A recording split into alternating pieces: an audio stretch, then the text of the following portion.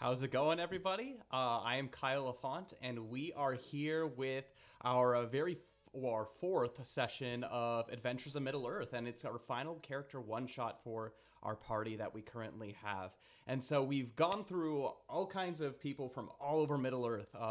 I'll quickly introduce all of them before introducing our final character of the party, or soon to be party. But first and foremost, Adventures of Middle Earth. Adventures of Middle Earth is... Let me put some music on. Why not? Adventures of Middle Earth is a D&D 5e campaign that ran all the way until, I think it was 2018 or 2019, when it unfortunately came to an end, and now a second edition of the One Ring is coming out, kind of picking right back off where Adventures of Middle Earth ran its course. But we are playing this, and... it's really exciting. Honestly, this is a campaign that has so much effort has been put into the writing of this beautiful, all kinds of source textbooks and everything. And it takes place in the years between The Hobbit and The Lord of the Rings. So after the fall of Smaug and the Battle of the Five Armies, all the way up until the One Ring is discovered. But we're at like 5 years right after Smaug had died, so we still got some time before the War of the Ring begins. We first were introduced 4 weeks ago to our first character, Valineth. He is a high elf of Rivendell, and he's a scholar, and he's pretty cool, and he's played by Dain, but he had made his way all the way to Lake Town in search for his father. And then the next week, we had our second character, who was Theodric. So he is a writer of Rohan, and he is making his way north to the Battle of Five Armies to be able to figure out these dreams that he's been having in basically for a very, very, very long time.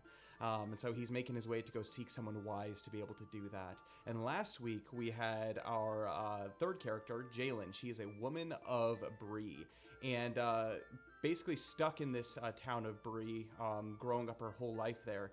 Her and her friends have decided to go on an adventure, and it seems as if adventure had found them, even though they had a longing for it. And so she is making her way currently with two dwarves and her faithful, loyal companions, especially Lachlan. They're making their way to Rivendell sometime in the past. We are finally introducing ourselves to our final character, and I'm going to just go ahead and hand it over. If you want to introduce yourself, introduce your character a little bit as far as you want to mention about him. And I'm really excited, so go ahead and take it off. I am Faenor. I'm an elf who lived in Mirkwood for a majority of his life. My full title is Faenor the Loch-duin, but that's just like what I call it. Like, it's not a family name; it's more like a taken name from some of my exploits in my past. Perfect. How old is your elf character? If I believe correctly, I believe he's only probably 110 or so.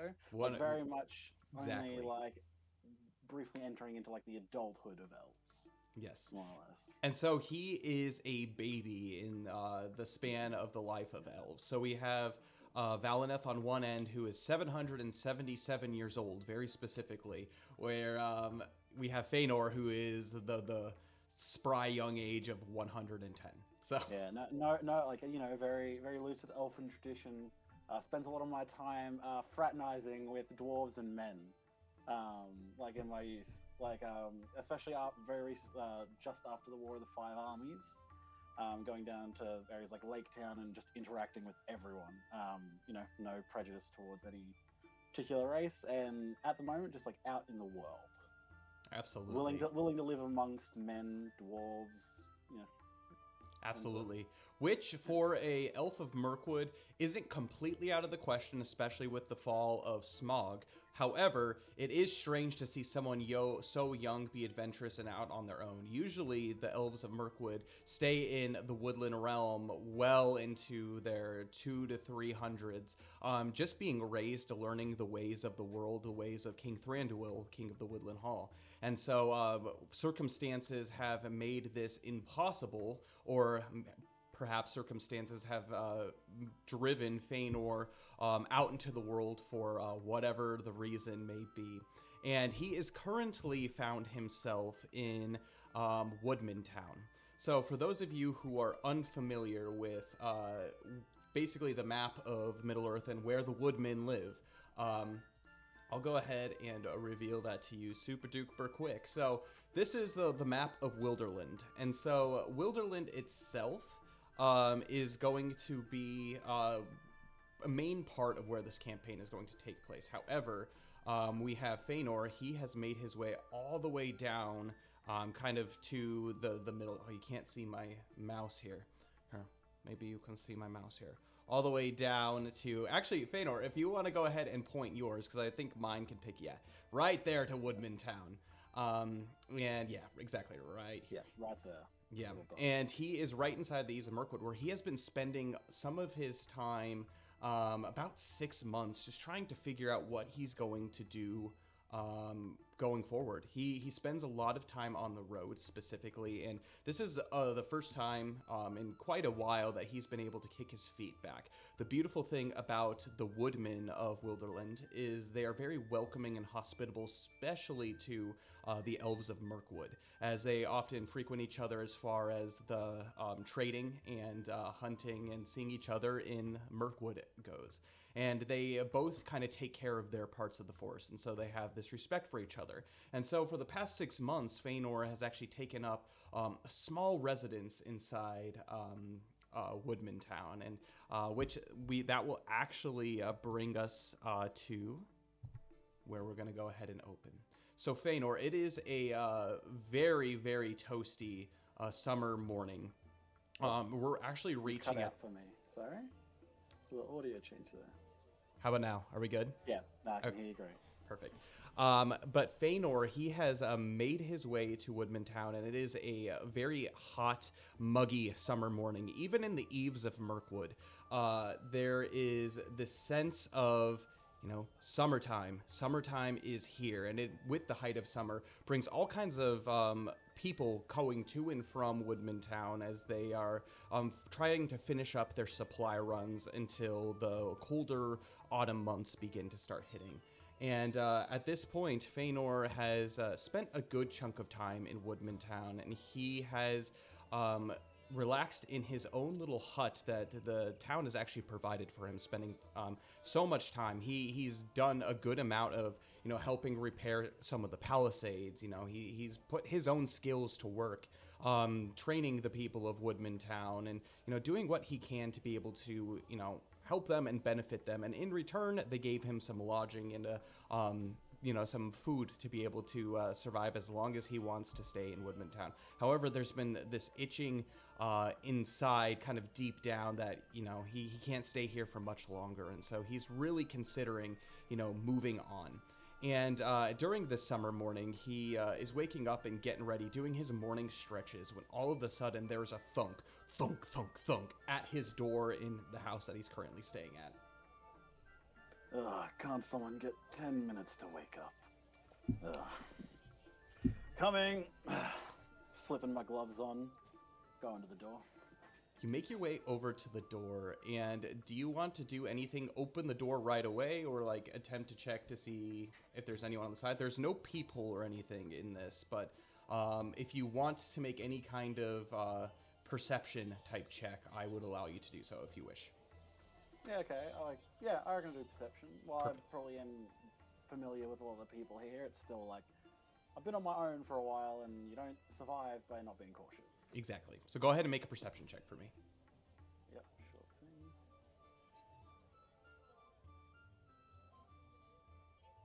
Cool. 21. So you look, and it is clearly a man-sized individual that is on the other side of this door, not only with the heaviness of the fist, but the voice. You kind of hear some chattering outside, and there's a man who is chattering with another individual. It seems like just in passing, but it is the voice of a man. However, this is not the voice of anyone that you are familiar with. You reckon, at least someone that you don't have regular business with in these past 6 months. Okay. as I probably tend to do, I'm going to, as I've been getting ready, make sure I'm just double checking what weapons I actually have with me. I'm probably going to put my bow like across my back, strung, with my quiver, and make sure I've got my knife on me. Probably just open the door. Okay, perfect. You open the door, and standing in front of you is a man. He is a woodman that you see as far as his getup and his garb goes, although you have not recognized this individual as someone being from a woodman town. You can only assume that based off of his garb, he's probably from either Woodman Hall, which is just north of the area, or from Mountain Hall, which is across Wilderland all the way kind of snug into the basically foothills of the Misty Mountains. So he is a man from one of these two places. Okay, cool. Hi there. How can I help you? I don't recognize you. You're new in town. Good morning and well met. You are Faenor, that is correct. Depends who's asking.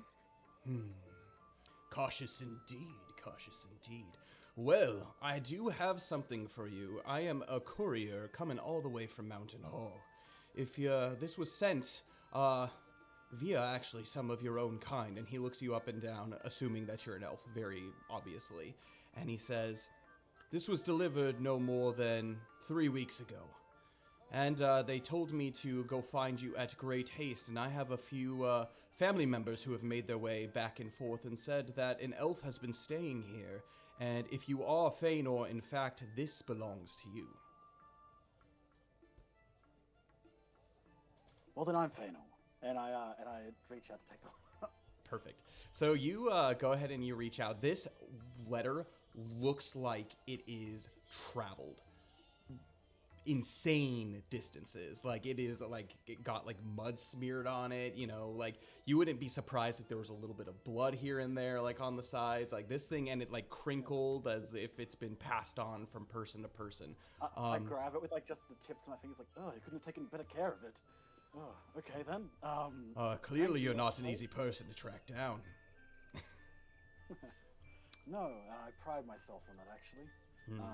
I'm just gonna like, is there anything else, or is that all you're after? Oh no, that's all I'm after. I'm actually here visiting family members for a time. If you have any questions about maybe some of the individuals who may have given this to you, I'm in town for 1 or 2 more days. But enjoy, I guess. Hopefully it's good news. He looks at it and he says, and hopefully not too much time has passed.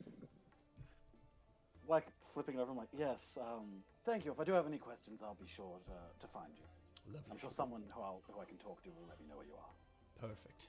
And he goes ahead and he departs. And in your hands, you have this letter. And as you flip it over and you see Faenor addressed on the back, it is Faenor, and it is written in actually pretty fine print. But the handwriting, from what you can tell, is Dalish. And so it is Faenor written in the Dalish script. You can kind of understand it. You've been around men enough to be able to, especially the men of the East, that you've kind of picked up on some of like their scripts, and you can barely read. It does say Faenor on it, so. I gotta read more. Faenor, okay. Definitely for me then. Do you open it? Yeah, I go back into my hut. Okay. And do I have like, I'm assuming I have a desk or something in there? Yeah. A table? Basically very simple. You have like a small, this hut has a bed, and then it also has a wooden about 3 to 4 person table, kind of a square area. And there's a few candles, but there's a nice window that's sat right up against the side of it. And so, some nice morning breezes and are able to come through, and also a little bit of sunlight. So you can cozily be able to open things up without too much of a fuss at your table. Yeah, I pull out the chair, kick my feet up on the table, and pull out my belt dagger and like cut open the top. Perfect. And withdraw the contents. As you withdraw the contents, this paper actually is really nice, very fine parchment, and you can tell that the person that had sent this has money because this is not just a typical note that is like type of parchment note that is just sent about. While the outside packaging was damaged, this actually note seems very well put together, and a couple wrinkles here and there, but nothing that damages the text at all. You can read it almost perfectly, and it is in Dalish, which you can kind of understand, but it is in Dalish. So Okay. Yep. as you read, it says, Faenor of the Woodland Realm.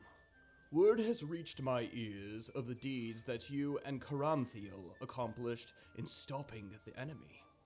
As we are approaching the 5-year anniversary of the slaying of the terrible dragon and the defeat of Azog's legions, I have sent word out to all who are prominent figures in the success of the free peoples of Middle-earth. You are invited to my table as an honored guest, along with a host of as many other heroes of the free people who participated, to eat, drink, and enjoy merriment in these days of peace. The celebration begins on November 16th and shall conclude with the great feast on November 30th. I hope to see you there. Feel free to invite any companions of yours to attend. Signed, King Bard of Dale.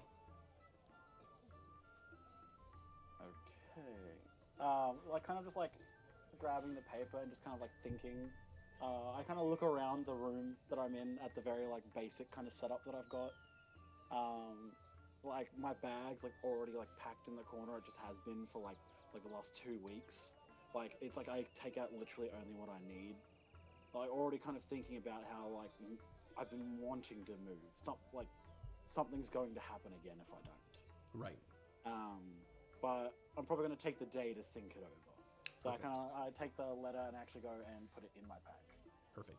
You do so, and with that, it is an early morning, and you are out, and it is a weekend, actually. It is a beautiful Saturday morning, and you can tell all kinds of people have been coming in. The roads between Mountain Hall and Woodbine Town have been kept relatively safe, especially by the Beornings. And so, while the woodmen of this area do their best to try to keep things safe, after the Battle of the Five Arnimes, Beorn has basically started to gather men, large men, to be able to patrol all of Wilderland, to be able to, help rid it of any stray orcs, bandits, anything like that.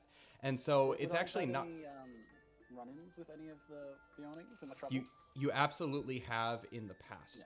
Yeah. The Beornings, you haven't met Beorn himself, but you...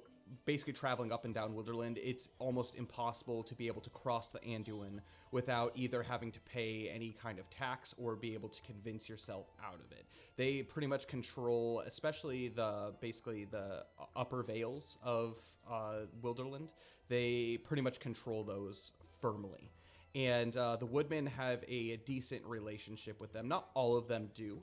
As they are a relatively new people, and some are more trusting of the Beornings than others. But regardless of how people think, they are keeping roads relatively safe, and so there's a decent amount of trade back and forth. Where you are in Woodman Town is about a 3 days travel out. It basically have to travel through Mirkwood into the basically Wilderland. And with that being the case, you're pretty well hidden within this walls of this palisade. And as we can see in the picture, it is basically a town that is on a hill. The inhabitants, there's probably about 300 to 400 people that live here. So it's not a small settlement by any means. But more and more, this town seems to be emptying out for people who are wanting adventure, for people who are wanting to spend their time trading, whether it is with Woodman Hall or Mountain Hall.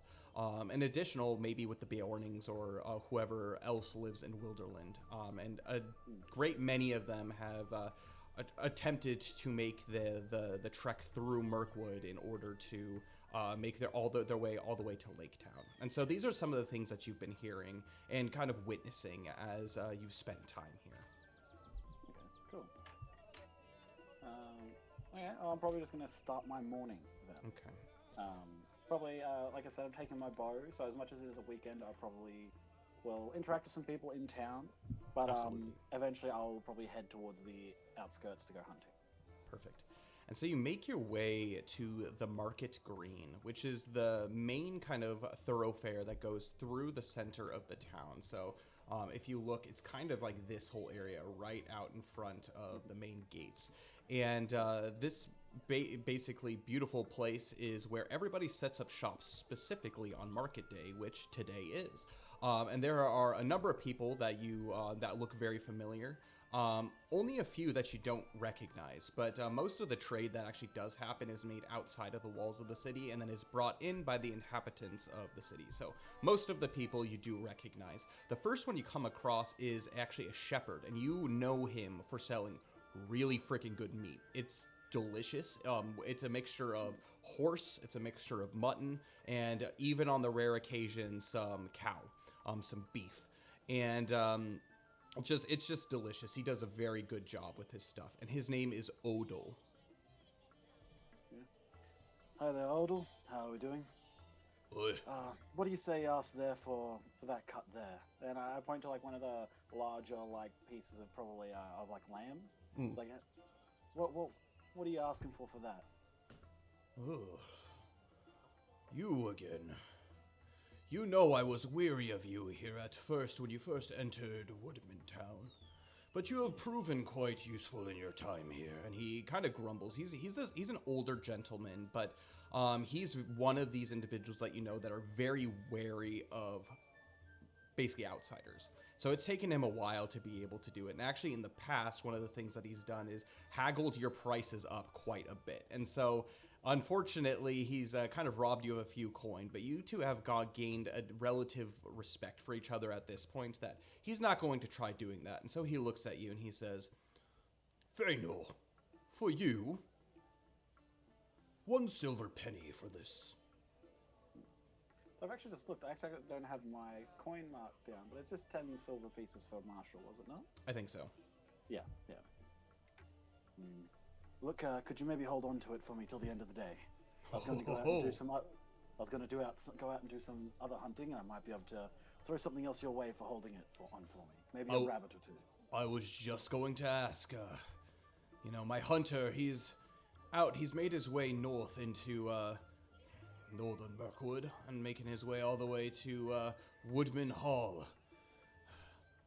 I've been without a hunter for quite some time. If you could do that for me, I'd be ever grateful. I'll see what I can do for you. If you can hold on to that for me, Indeed. I might be able to arrange something for you as well. But you watch out while you're out there. I hear those Beornings. And he kind of grumbles. They might think that they're the new kids out here, but I don't trust them, and neither should you. And that's the last word that he leaves you with as he sends you on your way. Yeah, okay. Cool. Yeah. Perfect. He, one of the things that you really see from him is he talks about everyone that's not a woodman as strange folk. This is clearly a man who has not been out in the world. But at a stall immediately next to him is a lively young woodman woman. And she says, don't mind him. He's still living in the past. We understand that Beornings are relatively new in our land, but they've done such a good job of protecting the roads. And she is actually a merchant who recently has come here from Mountain Hall, and she has made her settling inside Woodman Town, as it were. And she is actually someone who sells weapon supplies such as axe heads and that kind of stuff. Some of them are weapons for like fighting off, wolves and orcs and goblins and that kind of stuff. And a lot of it looks to be, used for chopping down wood. So, yeah, she kind of specializes in not necessarily blacksmithing, but selling the goods created with iron. Okay, I'll probably to her say, well, yes, it's much more preferable to come across a Beorning than an orc or a goblin. But I will say that a good bit of caution always takes you a very long way. Most of those who live out in the wilds, if they weren't cautious, they wouldn't live in the wilds. caution, that's true, and if you've taught me anything, Faenor, it's that you can't live without too much of it. But I do also say that you have to have a little bit of friendliness and kindliness. That's how you get a good deal, you see. And you can tell she is very much a salesperson, as it were. But at the same time, maybe not putting all of your cards out right in front of you is also a good idea. Actually, I was wondering, I see that you got here a lot of axe heads and some handles that you've made. Do you have anything smaller shields? I've been thinking that soon I might move on, and so I've been thinking of maybe a way in tighter quarters to be able to defend myself easier. Ah, shields. We in Woodman Town, and especially Woodman Hall, don't necessarily hide behind shields. We tend to like to wield two-handed weapons when we are in combat, whether it is great bows or great spears or even great axes on occasion. We also like to dual wield, and she pulls out two axes, incomplete axes, basically two handles. You see, the fighting style of the Woodman tends to be very fluid. Much like your kind, actually, and she kind of points out, like, your dexterity and whatnot, and what the elves are known for. We actually model our fighting styles after, and because of that, we unfortunately don't sell too many shields, but let me see what I can do. And she looks through her stuff and scrounges up a couple of things that might be of interest. One of them is a small wooden shield that, this is simply used for play. One of those toys. Of course, it's not dwarf make or anything, but the kids like to do it, and to be honest, it probably won't hold up against more than 2 attacks with a sword, maybe 1 attack with an axe, so I wouldn't sell this to you if you plan on using it for combat, which it very much sounds like you are. And then she goes in and she finds what looks to be kind of a worn-out banded shield. This one has seen some combat, but you know, it does belong to my dear husband, and God rest his soul. He left it to me as kind of a trinket, but I will be willing to part with it for the right price.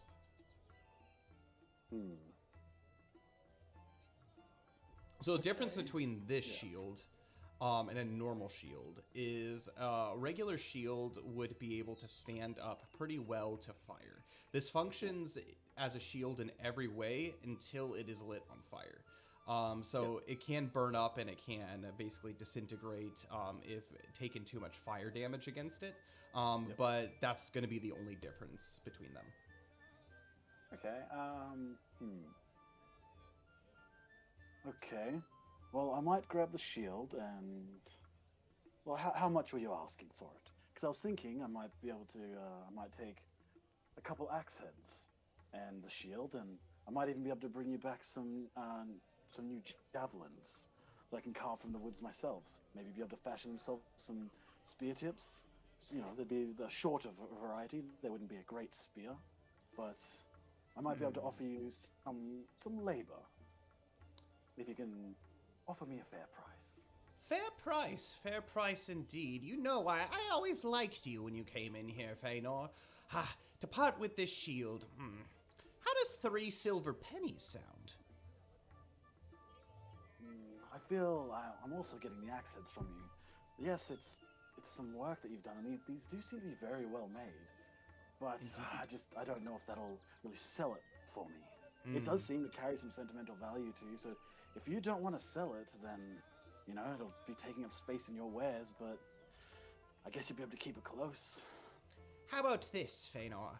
How about I can part with this shield and 2 axe heads for 4 silver pennies?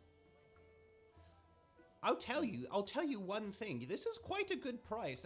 A fully functional axe, as it were, hand axe, as it were, that would run you anywhere between 8 silver pennies easily anywhere else throughout here. So by getting 2 axe heads for the price of 1 silver penny, and then if I just can get rid of this shield, well, at least sell this shield to you for my 3, and a normal shield of this kind of make would probably run you probably easily 5 silver pennies, as it were. You're kind of getting a discount, as it were. don't take advantage of my kindness, Faenor. I know you are a wonderful, wonderful man, and a gentleman you are, of course. But I could part with all of them for 4, or if you just wish to take the shield, I can part with it for 3.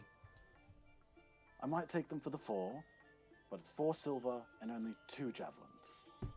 4 silver, 2 javelins. I think we could make that work. Perfect. Okay, agreed. Okay, I hand her the 4 silver pennies. Perfect. And you do so, and she grabs them and doesn't really bother to count them, kind of trusting, kind of just feeling. And she says, Faenor, enjoy and do be safe out there in the Mirkwood. I know that this is your home, and I know that this is our home, but rumor has it that it is not as safe as it used to be. And then man actually right across the way, he barks out. It's this shaggy-haired woodcarver guy. Actually, no, it is not this guy. It is a charcoal burner. And so he's a man who, takes his time in ordering, basically scrounging up charcoal to be able to use for the fireplaces in town. And he says, and he kind of looks side to side and says, Amelina, you do know you shouldn't be spouting the things that I told you in... Come here, Faenor. And he kind of bids you over. He's already in on the information, as it were, and if the information can somehow protect him... Fine, Faenor, come over here. Before you go hunting, make sure you see me at least once. Will do. So I've just grabbed this shield. It's just a normal shield. Yeah, but it's weak to being burnt. So yes. Yep. And 2 axes. Cool. Perfect. Just making sure I added them to all of here. Yep. Perfect. I make my way over to him. He seemed it seemed like it's quite important to talk to him. Yes. And he does. He says, I know we haven't done much conversation in the past, the two of us, but I know that you have spent some time out there on your own and you are not ignorant to the things of the world. Maybe I could get some advice from you, as it were, but, anything. No. Of course. These woods here are quite dangerous. In my ventures out into the Mirkwood, I have, seen a thing or two. Giant things. Things that are unnatural. I'm not much of a fighter, but I am much of a runner, that's for sure. And I've, What keeps you alive? This is true indeed. And he starts muttering to himself, and you can barely pick out him. Spiders and goblins. Go ahead and make a riddle check for me. Sure thing. 19. 19. You kind of pick up on what he's saying, and he says, perhaps you know what I'm talking about. And he begins to basically tell you everything that he's encountered while he's out in the woods. Ever since the dragon was slain, and ever since the Battle of the 5 Armies, goblins have been making their way into Mirkwood. And with this being 5 years almost to the day, unfortunately, those goblins have started making their way into the eaves, the western eaves of Mirkwood here. And we're not as safe as we used to be. And he begins to kind of talk more about how there are goblins everywhere and that he's always keeping an eye out. And he's like, you would know, right? You gotta always look over your shoulder. The enemy is always out there prowling, so if you go hunting, be very careful. We've already lost. Best to always be prepared. Can't always plan on a Bjorning or a knight or someone else who is particularly skilled in combat to be there for you. And always it would best be a rely on shame to lose oneself. someone as fair as yourself. The elves, I hear, are quite skilled out there, but when the element of surprise is on the enemy's side, I'm sure anyone can be overtaken. Yes, very much something to keep in mind. But when you are one such as myself who can disappear into shadow, then it is not much of a concern. It's just keeping aware of your surroundings. Indeed. Be safe out there. Okay? I don't want to hear the wood carvers going out there, finding their supply and finding your body amongst the stones and rocks and roots. I will try to be safe. Indeed. As you've made your way through the market green, you haven't seen much else that would be very helpful. However, your eyes are constantly turning towards the front gate, going to the road. It's about time. If you were going to start hunting, probably now would be that time. So just in case you are out there a little bit longer, you're not going to be getting too lost. Yeah. Okay. Yeah. So now with my new shield axe heads, a roast gonna be there for me when I come home. I'm gonna go out. I'm gonna go hunting. So I'm gonna try and find some animals first, and then afterwards I will try to carve out those javelin staffs, like the spear staffs, like I said I would. Perfect. As you make your way out the front gate, there's an elderly woman. Relatively elderly. At least it's like 60 years old, but for Middle Earth, that's pretty darn old. Yeah. And she says, Faenor, is today the day you finally leave this, boring old town? Not just yet. Just running some more errands, you know. But I think it's getting close. I think it's nearly time for me to move on. Well, young elf, my services are always there for you if you do desire them. I know the secret roads of the Eves of Mirkwood, and if you desire a guide through these places, as long as you protect me, these old bones would like to see the woods before I die. So come to me. Perhaps I will. You know, the Perfect. woods are a beautiful, beautiful place to be. I can't imagine myself being away from them for too long. I think that's a reason that I'm always heading back in there. As much as I've made Woodmantown my home for now, I'm always still drawn back to the woods. The woods are always calling. Some people are afraid of the dark places of the world, but that's where I find the greatest serenity here in Middle-earth. Under the trees of the Mirkwood, under the trees of the Greenwood, as your people call it. Yes. But, All right. Must be going on with my day.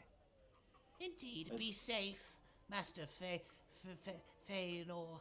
and she kind of bids you farewell, and she coughs a little bit into what looks to be a handkerchief. She doesn't look like she has a whole lot of time left, but she does look, pretty spirited for a older woman. So you make your way out, and as you do so, I am going to have you with your hunting. So what all do you have on you currently? Did you go back, get your stuff? I'm assuming you have everything with you? Yes. The Okay. stuff that because I would have my spear and stuff on me before I head out, just in case I run into danger. Perfect. Just double Always check. prepared to flee and not return. Okay. More or less. Perfect. Yeah. So you make your way out into the woods, and just as she had mentioned, the Mirkwood around the area is relatively peaceful. You don't see much sign of life to begin with. But as you begin your tracking, something that you are very familiar with doing, especially in these parts, you're very familiar with the woods that are generally around.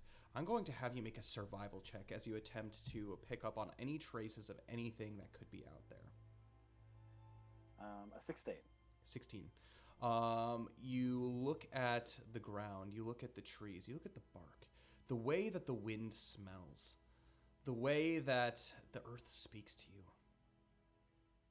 And there's something that is drawing you due northeast into the woods. You haven't picked up any trails per se, but you just have a feeling about this. You just have a feeling about going in this direction, that you might stumble across something quite tasty indeed. Well, I'm going to trust my senses and head off silently in that direction. Perfect. As stealthily as I can, more or less. I am hunting. Okay. Go ahead and make a stealth check. And I'm going to say on top of that, well, actually, no. Go ahead. We'll see the results of your stealth check. So stealth check first. 16. 16. Wonderful. And so you very quietly make your way through the Mirkwood, stepping over roots, avoiding leaves. You are moving pretty silent as an elf can walk through these woods. And it is growingly more peaceful. As you go deeper into the wood, the canopy begins to shut off all light, but your eyes begin to adjust, almost as if you were meant to do this, and your instincts begin to kick in, the survival instinct. I'm going to have you make a nature check for me. All right. 19. 19. And you are one with everything that is around you. The birds that are up in the canopy, the squirrels scurrying across the trees. Everything seems peaceful. Everything seems as it should be. You go deeper until suddenly you're able to pick up on a trail. The trail itself you examine, and it is a pair of hooves. These hooves are too large to be your typical deer or even fawn that's in here. Almost looks moose-like. I don't know if there's moose in Middle-earth, but almost moose-like. Very large in as it were. And this is something that you've maybe experienced once, maybe twice in your time. Do you wish to follow these tracks, or do you wish to pick up a different trail? I reckon I'll follow the path. Okay. You say these are quite large.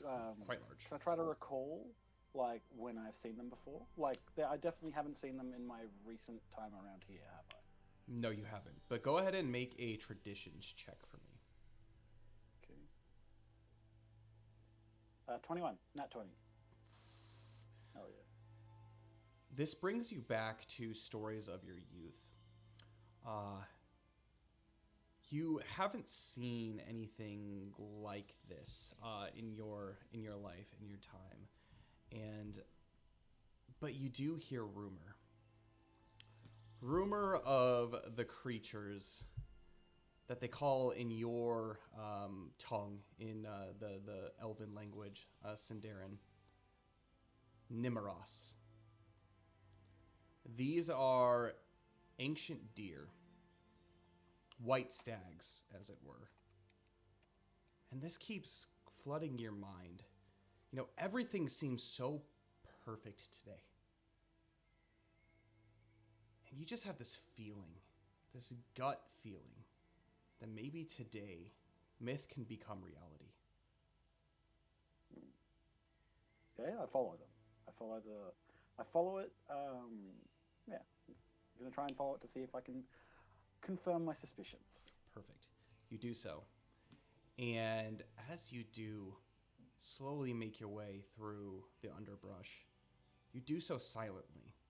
You do this with intense and immense focus. And then you go into this dark part of the forest, and you listen.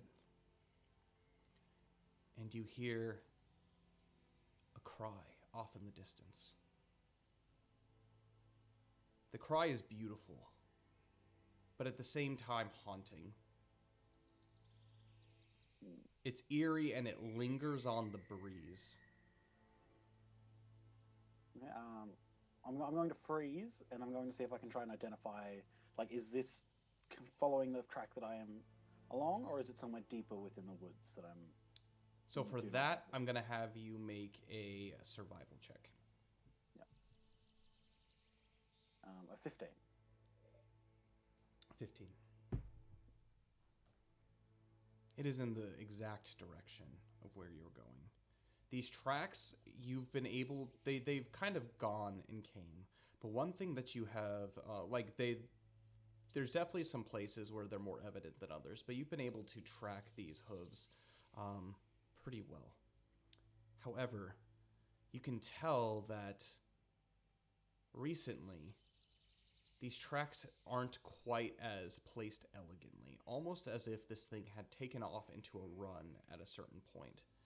And there are now like broader chunks that have been flung from the kicking of this creature's feet. You begin to follow, and it's become quite easy to do so. And as you listen, you haven't heard this sound, this noise, repeated. It's just that one time. About 20 minutes pass. And you come into a clearing. It is the first clearing that you've seen since you've ducked beneath the canopy of Mirkwood outside of a woodman town. And you see, in the middle of this clearing, a small tree.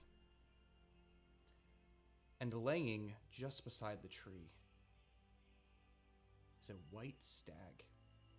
And on top of this stag, there is a net that is covered over the top of him. He seems weak. He seems as if he has given up the ghost, as it were, unable to remove this from him. Okay. How do you wish to I approach? take it, am I still within like the tree line? Like You are. I'm not in this clearing yet. You are. I want to try and work my way kind of through the tree line, still like kind of like in the thick of it, where someone wouldn't be able to approach me on open ground. I'm gonna basically be watching the deer. Okay. But I want to like move around. I want to keep an eye out for tracks of like any other hunters, or even like some of the woodsmen, because like maybe they were the ones who did it. But keeping an eye out for like others in this area before I go and expose myself. First of all, as you do so, I'm going to have you make an acrobatics check. As you do so, your eyes are fixated on this deer. You are scanning a little bit around you to keep your, basically to keep your balance as you make your way through. But a 20. 20. You do so. You step over these branches, and with relative ease, you keep your eyes fixated on this. You scan the ground, everything that's around. I'm going to have you make a nature check for me.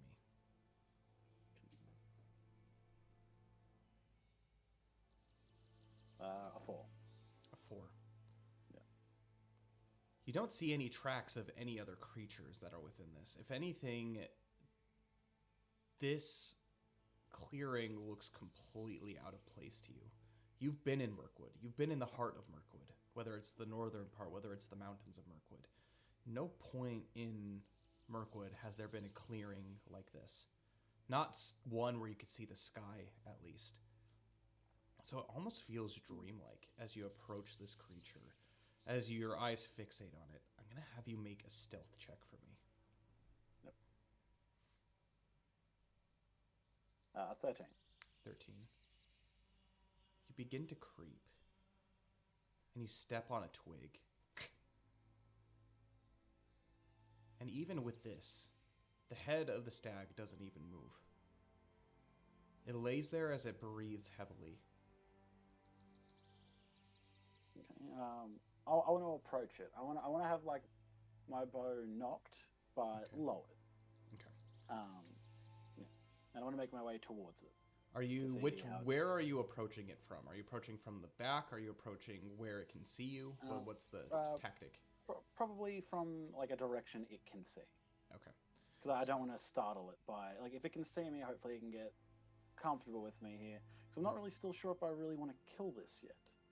You know, they're so rare that I've barely heard of them, and this seems to be a cruel way for it to die. I understand hunting is hunting, but I'm not lacking for food.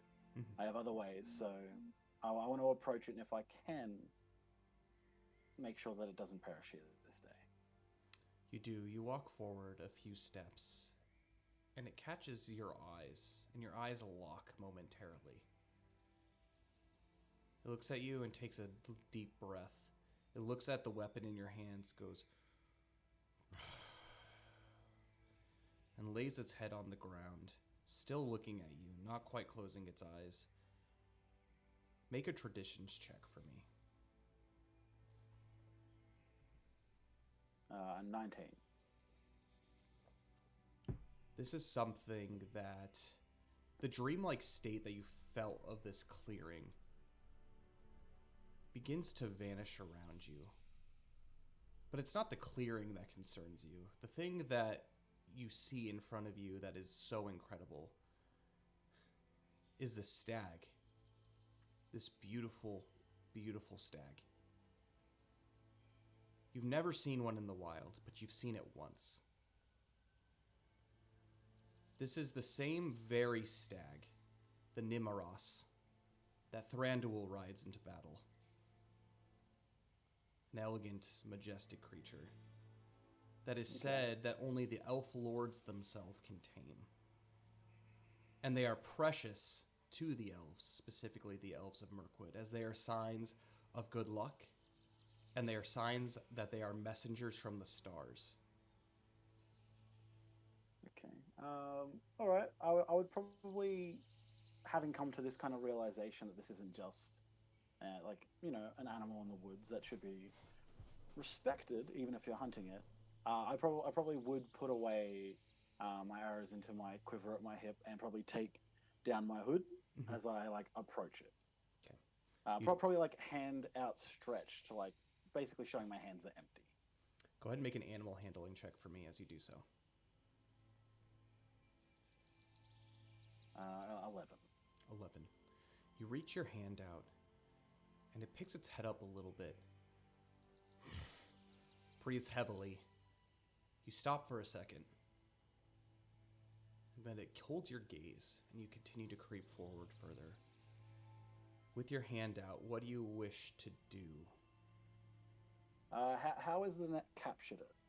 So basically, this net seems to have been set up to where it went under this tree, activated a trip line, and basically this net has fallen on. Examining the net around the edges, it looks like that there are iron chains that weigh this down. And so no matter how much it struggles, it can't get out. And you can tell that its horns are hopelessly tangled in the net as well. And so even if it were to escape from underneath the net, it would still be carrying this net on him, basically trapped into his antlers. Yeah. I think I'm going to pull out probably my knife and reach for the bottom of this net to pull on one of these chains. Okay. To instead of touching the animal, trying to drag this along so I can attempt to cut this loose so maybe it can feel that it's this weight is not being pinning it down. Make a sleight of hand check for me. Oh, 3. 3. You do so, and you jerk. You jerk it a little bit because the rope of this is very, very well crafted. Actually, upon examination of this, you can tell that this is woodman make. And so this is something that isn't from any normal hunter, but it's most likely from a hunter of Woodman Town. And you begin cutting, but as you do, furiously trying to cut through this rope, you pull at it, and it begins to kick. I'm going to actually have you make a dexterity saving throw as it kicks outwards. A 12. A 12. You just narrowly avoid, literally just narrowly avoid as it kicks through. But it does so, and it notices that you don't do anything to further instigate an attack. Do you wish to keep cutting? I do. You do so? Before I do that, I would like to try to soothe the animal again, if I could. Yeah, absolutely. Go ahead and make a animal handling check for me. Only a 9. So. Okay, 9. You reach out, and you begin to stroke kind of its hindquarters as it kind of lays on the ground. It seems unwilling at first to accept this as you see its body twitch. It's at this point turned around as you're kind of on the back side of him. He turns his head around and he looks at you. And it narrows its gaze as much as a stag can narrow its gaze. And it just watches you as you begin cutting. You don't seem to have completely taken it off its guard, but it is allowing you to cut, and the weight is beginning to be lifted little by little as you do so. Just as for flavor, just to ask, can Faenor sing to it? Absolutely. Yeah. Okay.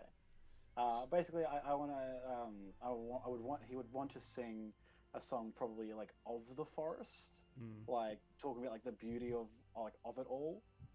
But not something that's of hunting and killing. It's genuinely something that's like that talks about the natural beauty and like calmness that it brings. Absolutely. You do so. And I'm going to, as you do this, make a persuasion check with advantage. Okay, cool.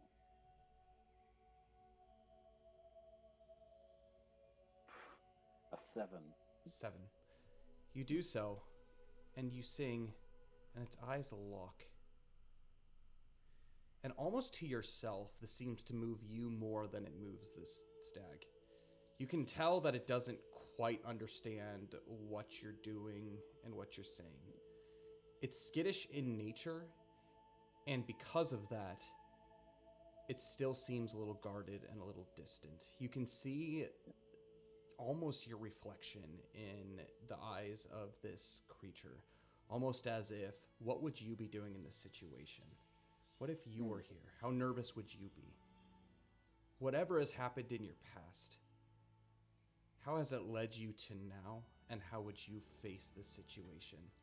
What kind of trust would you be willing to put into an absolute stranger? So it does seem guarded still. And this is exactly what this reflection that you see of yourself in the stag. Is 100%. Like, this is exactly how, as much as Faenor has been trying to help others and like let them help him in their own way, he's still guarded.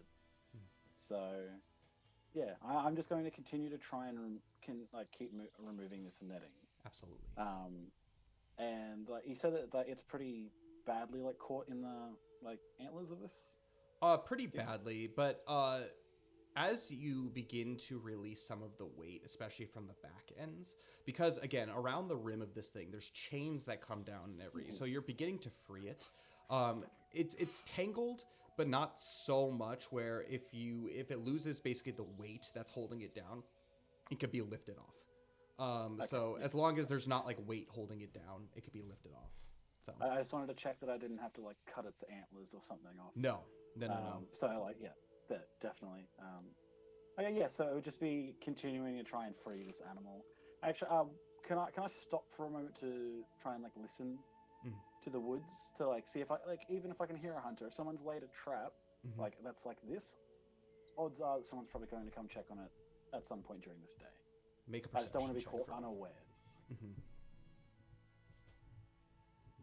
Yeah, a 10. A 10. You listen, and as you hum to yourself, the lyrics themselves have stopped coming out as you've begun to focus, but you continuously hum to soothe this creature. You do not notice anyone or anything outside of the ordinary. You hear the occasional bird. You hear the occasional, cracking in the woods, from what you can only assume is about a rabbit or a squirrel or something of the sorts. Nothing big. The sounds of the forest. Yeah, nothing big is out there. And you do so, and eventually you're able to free it completely, and it stays down until you're able to lift the net from its horns, and it immediately stands up. Its legs are a little wobbly. I'm going to back up. I'm not going to be next to this thing when it's up. If it does decide that doesn't like me, I'm going to make sure I'm out of its road. Okay, you do so. You take a couple steps back, and it stands up, and it looks at you. Its legs are a little shaky, and it lets out a out of its nostrils. It narrows its gaze further at you, looking you straight in the eye, almost as if it's, hitting your soul. I'm going to have you make a wisdom saving throw for me. An 18. 18. You hold its gaze, unafraid. And you reach this mutual understanding. An understanding that no matter what happens in life, no matter what life throws at you, helping those in need stands above all. It gives you a purpose. It gives you a reason to continue to fight. It gives you a reason to continue to live. This creature almost, just with a gaze, telepathically tells this to you. Makes you feel things that it's been a long time that you've felt. And for the first time in years, you felt comfortable. And as it does so, it bows its head and it breaks its gaze and turns its head towards the forest and runs, vanishing into the Mirkwood. Can I pick up some of just scraps of the rope? Any if there are any lengths of and I'm assuming I would have cut it up pretty bad, but even just smaller bits, enough. My thought is if I catch some rabbits or something, I can tie them to the rope on my waist. You easily do so. I'm assuming as you were cutting, you were also thinking of ways that you could use this rope, and so use it? Yeah, you cut it in a way where so you can go ahead and actually add to your inventory a net if you want to do so. Okay, cool. But you go ahead and you take it, and then you make your way out into the forest again, continuously thinking about your encounter. All the emotions that you experienced, from fear to peace, tranquility, and to that one lingering feeling of safety, of feeling relaxed. And you continue your hunt. I'm going to actually have you make a survival check as you do finish your hunt off. 2.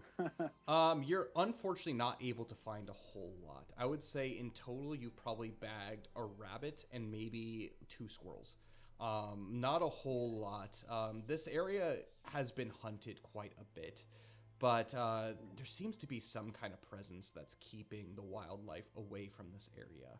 And so with that, and as the sun begins to set, you begin to make your way back towards Woodman Town, easily able to trek your way back there. And as the dusk begins to set, you make your way back through the gate of Woodman Town. Is the meat dude still there? He's still there, yeah. Everyone's packing up for the evening as the market closes, but he looks back up at you. I just wanted to ask, did I get around to carving those javelin things? As I was going around, finding suitable sticks and lengths of wood throughout the day. You are a woodwright, so of course you have.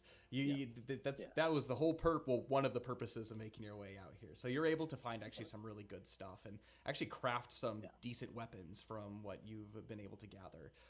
And you go ahead, you make your trades, and you do all the stuff that you want to do. You trade for some meat. He actually ends up giving you a discount on the meat unless you want to keep the squirrel and rabbit. It's up to you. No. I told him that I'd chip in something for him, and as much as it's looking after myself, it's this. I've got what I wanted. I'm a man of my word. I gave him what I was able to hunt during the day. Perfect. If I'd found a deer or something and I had a fair bit of venison, I would have given him a bit. But I didn't catch that much, so he can have that. I'm about to have a roast, so this is going to be amazing.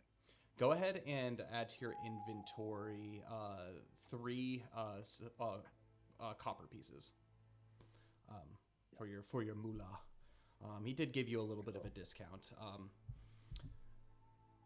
You make your way back to your living quarters, and the night has suddenly begun to kind of take you as you really reflect on your day. You begin roasting this delicious meat on kind of the open fire that's set up within. It's kind of almost like pseudo stove / fireplace that's within this building. And you begin to roast, and as the smells begin to waft through the cabin, you're very much reminded of the fickleness of life. The lessons that you've learned that have kept you alive, but also the appreciation of the world around you. And that by spending so much time moving, on the move, you also have to learn to appreciate what's around you. Yeah.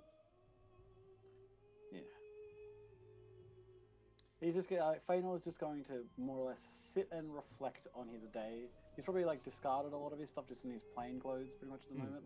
Just shirt, shorts. He's boots are off. He's relaxing at the end of his day, but he's probably just going to sit by the window while his food's cooking and just think about the deer that he saw and the experiences he had, and how that even amongst other elves, this is probably a story that some of them aren't going to believe in. And as you do, and as you think about this, and you think about the possible meanings, and just the sheer amazement of it, you fall asleep very happy and very eager. And as you begin to dream, you are now stirred with a new vigor, remembering the note that tomorrow is the day. Tomorrow is the day that you pack up your bags and take to the road. North to Dale, through the eaves of Mirkwood. Morning rises. It's a beautiful, gorgeous night. It was a beautiful, very restful night. And morning rises, and there is once again the happy chatter amongst the people in Woodman Town. And everyone is just abuzz, as if, you had this amazing thing happen to you, but they're just living their lives as normal. Something you can understand, but at the same time, it feels like something is different about this place. The world looks different to you. What are you going to do? Probably gonna, gather my things, step out my front door, and I'm probably going to, as quietly as possible, leave town. Okay. It's just going to be that the idea that Faenor has, it's just that he was here one day and he was gone the next. It's no big going away. And part of his thoughts for this, as much as he is content, is that word has gotten out that he is here. So, and he doesn't know why, but if that's the case, someone will come looking for him. And someone has already found him at this point. So, yes. So it's not a great sign. And after everything that happened the day before, it feels right to kind of just move out of town. Yep. And he's actually going to write just a small letter of thanks to the people of Woodmanton for basically letting him stay. Perfect. And he's just going to leave that on his table and disembark. Probably in the early hours of the morning, if he I know you said other people are around, but probably as early as he can. Yeah, other people are around, but it is early morning. And so you pick up your stuff, and as quietly as you can, you attempt to leave town. I'm going to have you make a stealth check as you attempt to do this. Okay, 24, not 20. At 20, you slip out the gates before anybody has left their houses. You hear the sound of people within their huts, but you know this town enough. You're able to slip through all of the alleyways and back around away from windows and right out the front door. So quickly to where even the guard that is on watch don't notice that you've departed. And so you make your way into the eaves of Mirkwood. So at this point, this is actually a new kind of function, kind of piggybacking a little bit actually off of Theodric's story. You are now in the travel session with this adventuring phase session. So you're starting here in Woodman Town. You are going to map out the paths that you are going to take to get back to Dale with this basically new paths. So what that means is you're going to either basically track your way through. I can explain a few things to you just based off of some things that Faenor knows about the Mirkwood. So we have kind of looking closer. You can zoom in with this magnify glass here. You have the Old Forest Road.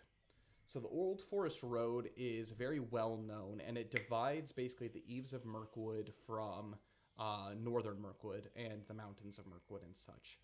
The most dangerous places that exist within Mirkwood are going to be southern Mirkwood and also the mountains of Mirkwood. And so you do not want to make your way through these if ever possible. One thing that you do know is if you go south, you pass by Dol Guldur. You know that there is an evil that once existed there. You don't know what to extent there is, but there basically, as a elf of Mirkwood, you know that there is an evil, and a lot of the evil that has plagued Mirkwood in recent years has come from Dol Guldur. So the closer that you go to Dol Guldur, maybe through southwards, if you decide to take that way around, there's that option. There's another option that takes you where you don't have to even go through Mirkwood. So it's either going down and around or up north through the top. I'm going to have you make a perception check for me. An 11. 11. You know in your heart the safest path and the quickest path to go is the elf path.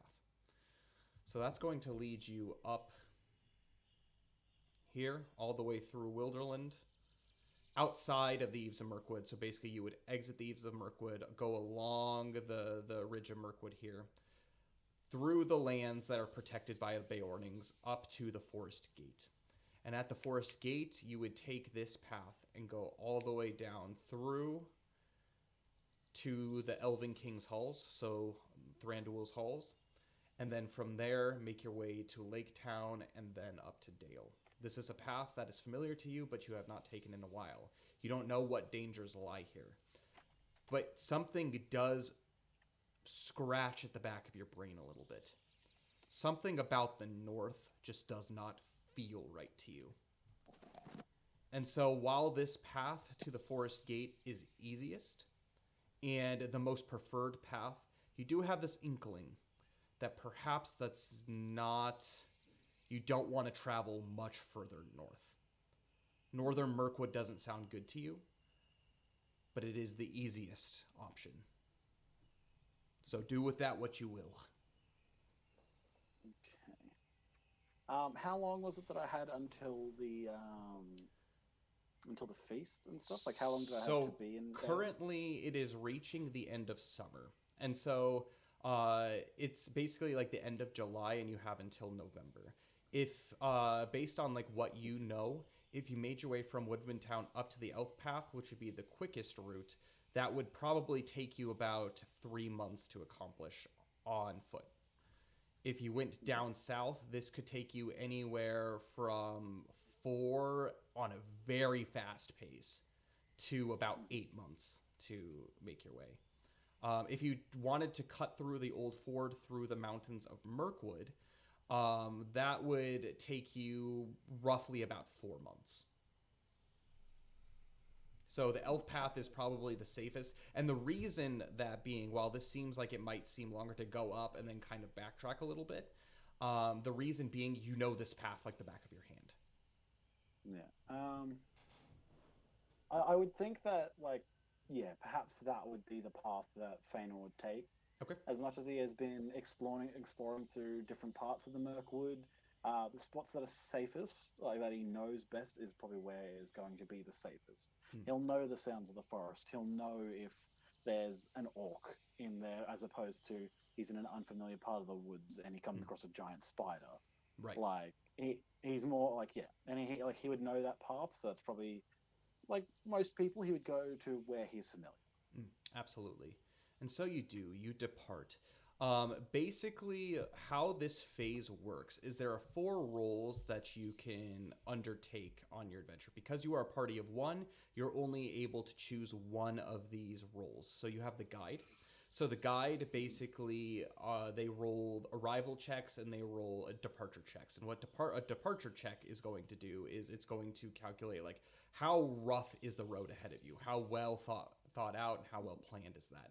And so you can take that role, and that's where you excel at. If you are scout, you can scout while you're traveling. You can scout the paths that are basically out, like explore to see, this looks a little bit sketchy. I'm going to see like what's going on. I'm going to look out ahead to see, if there's any danger, if there's any traps or anything like that. You have the hunter, which is their purpose is going out seeking food and doing all that kind of stuff and resupplying, and also they're in charge of basically they're in charge of food in the wild, and that's another big thing for you two is traveling and being able to have food to survive. And then the final one is the lookout. And so they're in charge of keeping watch, whether it's at night, whether it's at during the day, and you basically get advantages on like perception type checks and looking around. You are only able to take on one of these because you are not a wanderer, but you will gain all the normal benefits of being able to do those checks by being that role, and you will fulfill every other role. So you'll still, like, for example, if you chose guide, you'll still be able to scout, you'll still be able to hunt, you'll still be able to look at. Yeah. It's just at disadvantage. Yeah. And so that's not quite what you're set up for. And so this is very much something for like a party mechanic, but it kind of depends. So do you want him to be either the guide, the scout, the hunter, or the lookout? I'll probably say probably the lookout. Okay. As much as, like, if he needs to take a rest during the day, it's like finding somewhere like that's got good lines of sight. Like, trying to always be aware of his surroundings, regardless of how safe he is kind of what I want, what he would do. And the beautiful thing about elves, for those of you who don't know, is elves in Middle-earth don't really sleep. They go into something that is called elf sleep. It's kind of similar, I guess, to D&D, but in the case of elves, like, even while they're sleeping, they're constantly aware. So they don't close their eyes, and they're aware of everything that's going. But for 4 hours in a night, they're basically able to recover themselves while still being able to keep watch. So lookout is actually like a role that is very good for an elf, because it's very difficult to get the upper hand on an elf by doing so. So cool. We'll go ahead, Faenor, and throw you in as the lookout. And so with that, we're going to, with your path planned out, we're going to go ahead and make your first departure check. So what this looks like is you're going to roll a D12 for me. And this D12 is going to be made at disadvantage. So you could just use the dice roller either on here, on Verbal Board, or D&D Beyond, whatever you want to do. And then you're going to basically add half of your wisdom bonus to this roll. If it's a 1, do I just not add anything, or? That's what my wisdom modifier is. So if it's a 1, you just don't add anything. That's correct. Yeah. So round it down. So. At disadvantage, I got a 4. At 4. Okay. So you begin to leave, and one of the things that you're very ever aware of is,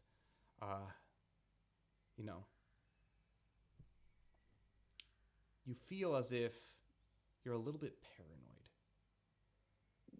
Nothing out of the ordinary makes you feel this, but you have this itching feeling that something is watching you as you make your way through the Mirkwood. It's not the peaceful day that you had experienced yesterday. It is a couple of days out of the Eaves of Mirkwood before you make it into Wilderland, and you are, I'm assuming, are going to attempt to kind of stick in the shadows of Wilderland, as it were, but you have to make your way to that point first. And so you do so. You begin working in kind of a northeastern direction, making your way out probably around here. Okay. Just below Woodman Hall. And so you're starting here, and you have a couple-day journey to get to about here. And you begin moving. As a free person in Middle-earth, you realize that there are evil things of the world. You start to hear noises. The bird, like the peaceful bird calls of the Eaves of Mirkwood have started to become replaced with dark, large growling sounds. Every now and then, not constantly, you feel like something is stalking you. But you still continue to push on. A few days pass. You're doing okay. As far as the food that you have, the food in your belly, you're doing fine. You don't have to quite yet to do any kind of hunting. However, you have started to make your way into uncharted territories. This is not an area of the Eaves of Mirkwood that you are in, especially the space between Woodman Town and Woodman Hall. It seems pretty dark. Throughout your time here, you have not encountered anybody on the road. And the feeling of danger seems to pervade throughout your walk through here. So as a result of this, basically all results of your on the journey events table, which I have here pulled up, are going to be made at +1. And the first roll made during any encounters that happen are going to be made at disadvantage. So that just FYI, it's kind of like a thing that you're going through. So you make your way through, and a couple days pass. Everything looks relatively the same. You have a decent sense of direction. And so as you look around, you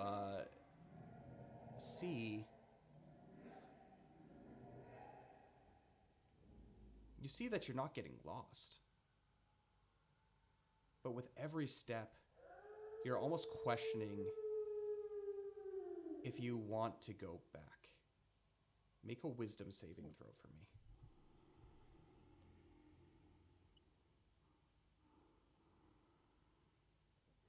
A 10. 10. This is not a feeling that is new to you. You're used to it. This is something that you're able to shake off and be like, no, I gotta keep pursuing forward. There's always a call for safety. There's always a call for, refuge. But you continuously think you had spent so much time at Woodman Town, and it is now time for you to move forward. And you do so. You do so holding firm to who you are and the things that you believe, and you're also to trust in yourself. You begin to set down what look to be camp, a good camping spot for the night. The terrain itself is still dense, it's still Mirkwood, but it's suddenly become kind of rocky. Make a perception check for me.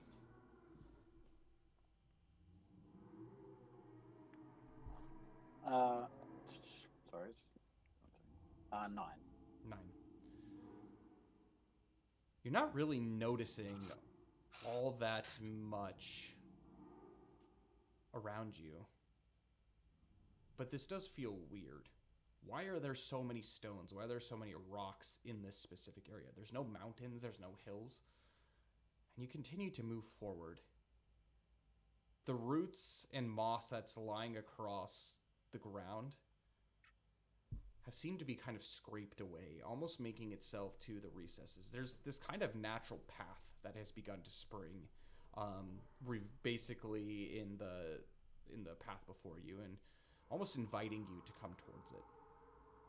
And so you do. I was gonna say, can I check how long it seems like it's been? Like, is this a recent thing, or is this like this has been that way for a little while?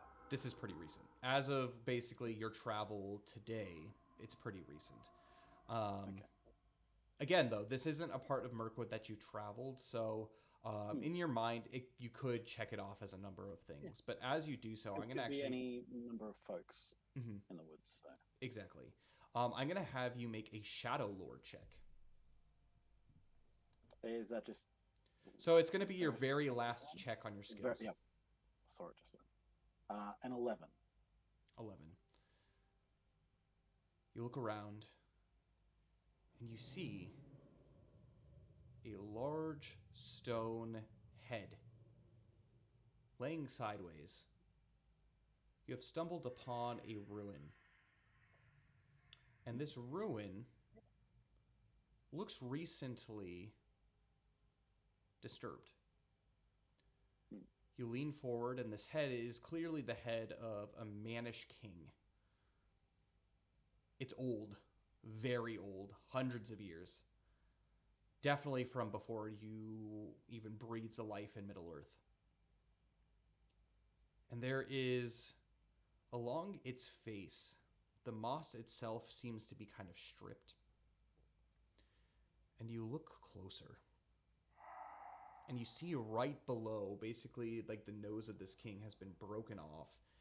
And right below is a giant paw. A footprint right in the mud.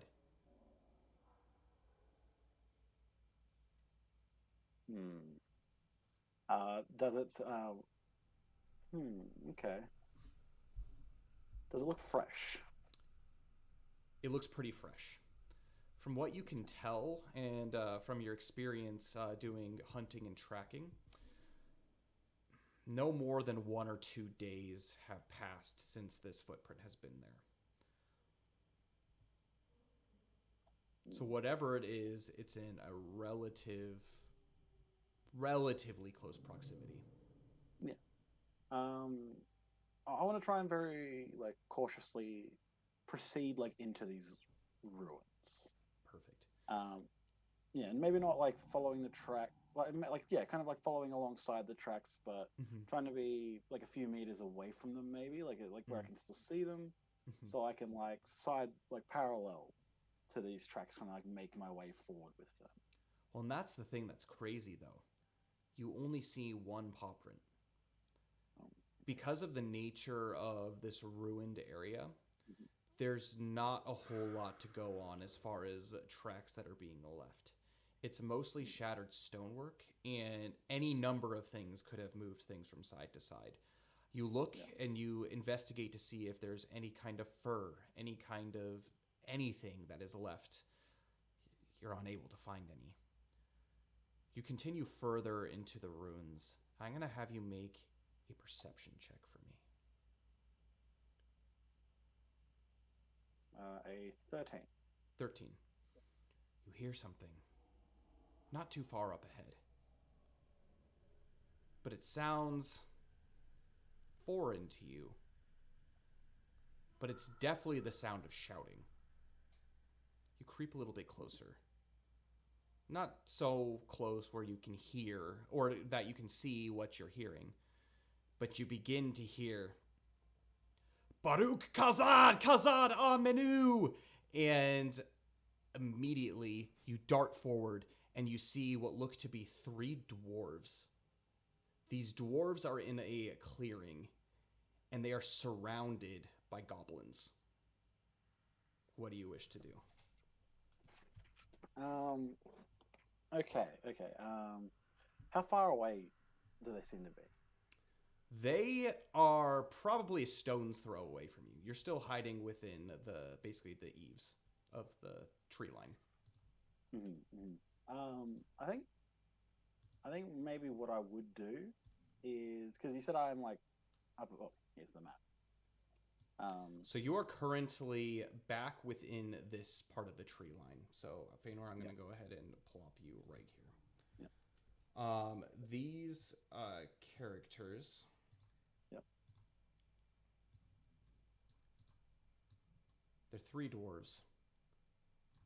One is a rather short, young-looking squat dwarf. Another one is a, rather old-looking, silver-haired dwarf.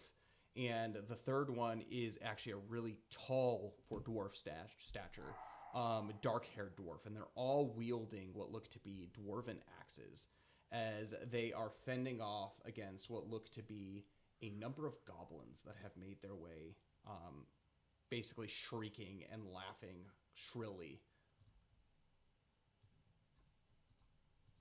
Do you wish to join in the scrap, or... And it looks like they're all engaged with what look to be one goblin. Okay. I think Faenor seeing this would assess the situation, seeing it's while the numbers are equal, they probably could benefit from his assistance. All it takes is one dwarf to fall, and then they'll be overwhelmed. So I would probably attack the one near the grey-haired man. I'd actually draw my bow. Okay.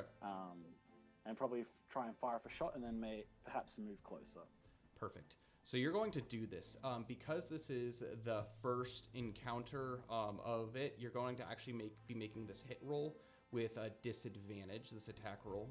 The damage will not be disadvantage, but this attack roll is going to be disadvantage as you fire into this goblinoid creature that is here. And 1 second while I go ahead and pull up my combat. I'm going to have you make that before rolling for initiative. So go ahead and roll to see if you hit. Okay. And is it disadvantage, you said? Disadvantage, correct. Yeah. A 13. 13.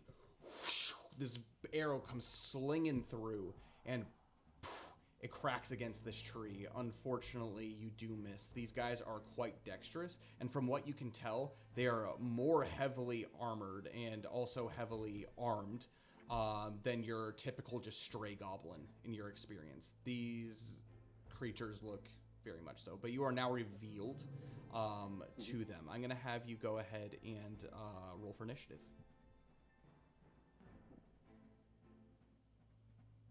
Yeah, 19. Whew. Rolling good. All right. And with that, you begin combat. So what do you wish to do in this situation? So you've missed your first attack, your surprise round of attacks. You can tell that these dwarves, from basically your experience, you see these dwarves are fighting off. They don't look like fighters. However, the larger dwarf kind of furthest away from you, he does look like a fighter. And so he's holding his own pretty well, except these two dwarves seem to be relatively struggling against the goblins that have come near them. Okay, what I want to do is I think I want to run 30 feet. Okay. Until I am like 10 feet away from that goblin, so that's like on my movement. Okay. And I actually want to draw my great spear. Okay. Which has a 10-foot reach. Yeah, it does. And attempt to hit this goblin.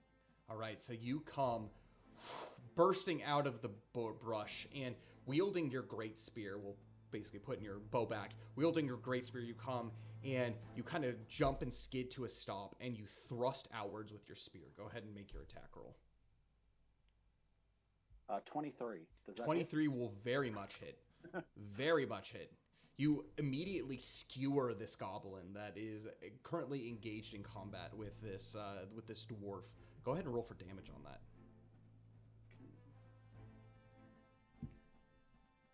13. 13.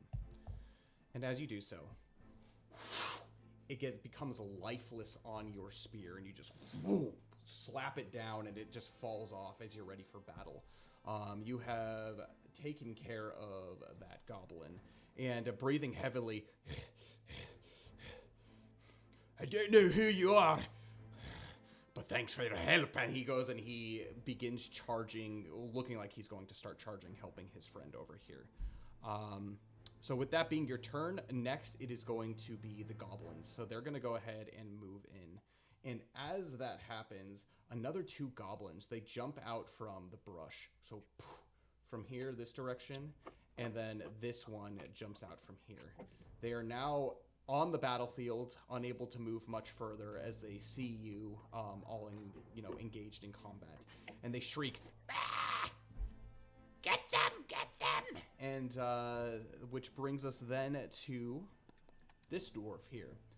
He, wielding his axe, he basically lunges forward, and with a chop, he unfortunately is going to roll a 6. And so he is going to miss, and just the goblin dodges out of the way and just goes like,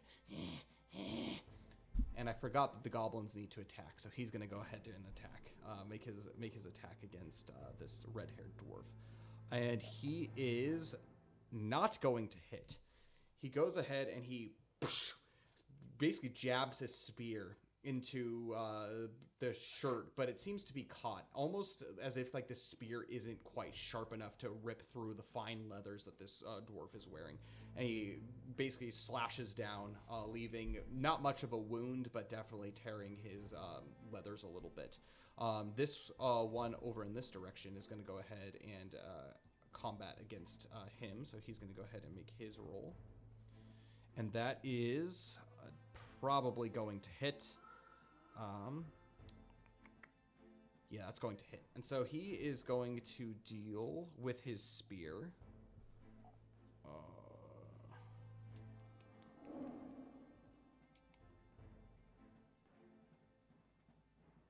3 points of piercing damage. Just right into this dwarf's shoulder. It goes, "Rah!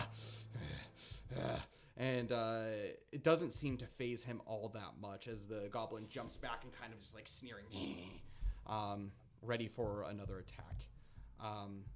Those ones popped out, and so which brings us to he already attacked this dwarf's turn. So he's going to go with his large axe. He's going to go ahead and swing as hard as he can against them, and to which he is maybe going to hit. He unfortunately misses and just swings, and then the goblin ducks and then is able to kind of laugh. That was a close one, but he's unable to do that. And then that brings us finally to him, this dwarf, and he's going to go and he's going to help out his buddy and attempt to take him down. So he's going to go ahead and make his attack swinging with his axe, and he easily lands a hit. So he is going to, for how much? Okay. Ooh, nice. That is going to be maximum damage. It wasn't a critical hit. So critical hits in this game, in the way that we're playing, is basically just max damage. He gets max damage, critical hits, and immediately decapitates this goblin as it pulls its spear out of his friend. His friend is like, "I'm fine. Don't worry about me. Get to the other ones." Which brings us to the top of the combat round with Faenor. Cool. I want to run the 1 second, before you do anything, go ahead and make a nature check for me. Okie dokie. A 3. 3. So you realize that this stump that is next to you is quite large. You have no idea if anything... I mean, you can see this combat going on here, but you have no idea if there's anything on the other side of this log. Yep. It's pretty large. It's laying down, but it stands about probably about 8 feet tall, so still taller. One of these large mirkwood trees that seem to have fallen over from age. So you are kind of blind to anything that is going on over here, but you are able to catch a glimpse of the combat here, and you can see all of the goblins within your sight currently. Okay, I'm going to try and run up till I am 10 feet away from the dwarf here, so that I would be 10 feet away from that goblin, and 10 feet away from this goblin, and I'm going to. So technically, you're 15 feet away from this guy. Because yes. Oh, that's fine. Okay. That's fine. Sorry. You were here, correct? Or here? There. Okay, cool. Yeah, 10 feet away. Sorry, my bad. Yeah. That's fine. And I'm basically going to say, pull together around me. All right. If we work together, we'll be able to watch each other's backs. And then I'm going to try and hit this goblin that is attacking this dwarf above me. All right, perfect. Are you doing this in a persuasive way, leadership way, or are you doing this in a fierce way? Probably a fierce way. Make an intimidation check for me. Only a 5. 5. Yeah. Well, this elf seems to know kind of what he's doing. Men, be on your guard. This gray-haired one. Of course I know what I'm doing. Yeah, of course. This gray-haired one calls out, and he basically turns his back, and so he's facing this way, he's facing this way, and he's still engaged here. None of them have rallied specific to you, and probably don't plan on it, but they seem to be holding their ground. That's what they're planning on doing. So, Faenor. I'm going to roll to hit that goblin. All right, which one? The one engaged with dwarf? The one engaged in combat, yes. Perfect. Go ahead. A nat 20. Nat 20 will be maximum damage, which you don't even need to bother calculating. That's going to slay him with ease. Cool. It was, I believe, going to be 26 damage. Oh my gosh. What is it? So it's 12 with the... Wait, I'm just checking. Yes. No, yeah, it's... Oh, wait, no, it did D&D Beyond automatically did the doubling. Oh, did so it? No, okay. It would have just been 14. 14. Okay.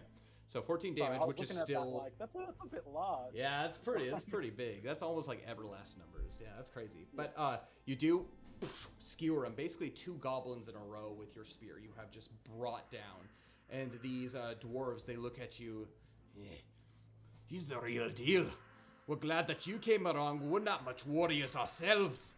And Now it is the goblins' turns. This one, seeing that, is going to go ahead and charge into you, and this one is going to make his way as far over here as he can. And in the process, another goblin jumps out of here. Another goblin jumps out of here. And a third goblin comes running up the path. They seem to be shrieking from every direction, and you can tell that they are very, very skilled being in the forest. I'm going to have you make a survival check for me. A 14. 14. One thing that you can deduce from this is this was a planned ambush. And one thing that you're thinking of currently in your brain is to keep away from the trees, as they could be anywhere within there. And essentially what that means is if anyone's within the trees, they have a chance that a surprise combat based off of a dice roll is going to jump them, and they're going to get a surprise attack round. So that's something that you've come to know and kind of deduced around. So you can do with that information what you will. Okay. Yep, all right. So you can call out with either a reaction or a bonus action, however you want to do that when they jump out. I think I would do, probably like a bonus action saying, stay away from the trees. This is planned. This was no ordinary attack. No random thing. And these goblins, they go, Filthy elves! they begin just like rushing forward. So this one is going to engage in combat with you. To which he's going to go ahead and roll his hit with his spear. Oh, and he got not a nat 20, but I'm pretty sure that this is going to hit 22. Yeah. So he's going to go ahead and roll his damage, and you are going to take 8 points of damage as he just jabs it into basically your side, missing the chunks of your armor, and you can feel this insane amounts of pain in your side as you begin to bleed, and he rips his spear out of you and just and he sniffs his blade. Elf flesh, it's been a while. As he begins to kind of excitedly landing a hit on you, do his thing. Which brings us, though, to these dwarves. This dwarf sees this, and he comes to your attention, staying away from basically the outskirts here. And he's going to go ahead, and he's like, hey, how dare you! And he goes ahead and he chops forward with his axe, to which he is going to wildly miss again. I guess it's this guy, technically, who's next. He's going to go ahead and kind of form a more defensive position around. He doesn't have anything that can really get. He's not going to go around and basically be by the walls here. But he's going to say, don't worry, friend. I've got your back. And he is basically held himself up for any oncoming attacks from this direction. And then finally, this one, he's going to go ahead and he's going to say, for Erabor! And he goes ahead and he runs forward with his axe. And just going to go ahead and attempt to do some intense cutting up of this goblin. To which he hits with a 15. He is going to go ahead and deal. How much damage is that? Okay. He's going to go ahead and deal damage and just right in the side, and he just boom, and rips his axe through him, taking this goblin down as he just appears. Have a taste of my dwarven steel. And he does that. This now brings us to the top of the round. So, Faenor, what are you going to do? Would I be able to... I just want to basically check that it doesn't take too long. Okay. I was going to see if I could equip my shield and draw one of my other spears. I was probably going to just drop my great spear to keep the time. So you're you can do, basically if you drop your spear, that doesn't require an action. However, if you draw your shield and another weapon, that's going to take an action to do. So will I not be able to attack then? You won't be able to attack, but your AC will go up by having your shield. So. You know what? I'm going to keep my spear in my hand, and I'm going to go into a rage. Okay. So going into a blistering rage, And explain how your rage works, Faenor. So he is a slayer in this game, and they're a barbarian kind of type of character, but they're not your traditional barbarian. How is Faenor's barbarianness presented? The way I believe that we were... Sorry, I just need to make sure I get to my notes. The way that Faenor's rage works is instead of actually being like driven by like an anger, it's almost like an excitement. Like the fact that it's like his own blood's been drawn in this battle. He's like it's awakened almost like a bloodlust in him. And I believe we talked about that his physical appearance, like the wear lights from the Mirkwood, actually like almost like run through him, and his eyes go from being your standard brown to like a bright, vibrant, like burning orange. Yes, and so the elf lights, for those who aren't familiar, are a type of magic that exists within the elves of Mirkwood, and so it's an oranges. It can take many types of colors, but in this case, it's an oranges light that is magical in nature. But these begin to basically lighten in his eyes, and his eyes just become glowing with this bloodlust. Yep, go ahead. And so, yep. I am then going to try and skewer this goblin that is in front of me. And you do the so. one who dealt a blow to me. Okay. And so what are the benefits of this rage? I will say I rolled a nat 1, which ended up in a 5. A 5. Okay, that's not going to hit. Yeah, but the benefits of this is that I basically, on damage rolls, I get to add a +2. Mm-hmm. And I also have resistance to bludgeoning, piercing, and slashing damage. Perfect. Yeah. And if I haven't attacked a creature or taken damage for a turn, so if I just like run from battle, then my rage just ends on my like next turn. Perfect. So for everybody out there, that's what it does. And for myself, it's always a good reminder. So you go and you lunge forward, and this goblin sees the rage in your eyes, like, and he like kind of like jumps back a little bit, as barely avoiding your spear as you just thrust out, and you just look down at it with just like this fury, and this like smile kind of creeps into the corner of your cheek as you're basically ready for more combat.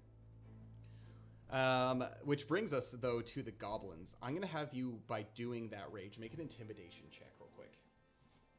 So this is a house rule that I'm going to do for both of our slayers, because Theodric is a slayer. The turn that you go into a rage, you have the potential to intimidate. And so what that does is you can potentially make someone frightened of you for one turn, depending on what the intimidation check is. So I only got a 4. A 4. Unfortunately, he's going to continue to attack you. He looks at you and he's just like, in kind of this fear, but realizing like, if I just kill him, I'll be able to survive this. And he goes ahead and he attempts to thrust forward with his spear, to which he gets a 12. Does that hit? No, it does not. He thrusts forward and you're able to evade it. These goblins are now going to start charging in. So this one's going to make an engage there. He's going to go ahead and engage there, and this last one is going to engage here. So everybody is now tied up in a combat. So we're first going to probably settle this one with the gray-haired dwarf. So with his spear, he is not going to hit, as he basically lunges forward and just breaks into this, what you can tell is kind of like a chain kind of shirt underneath. It does not land a blow. The second goblin down here is going to attack the brown-haired dwarf, to which he does hit and is going to inflict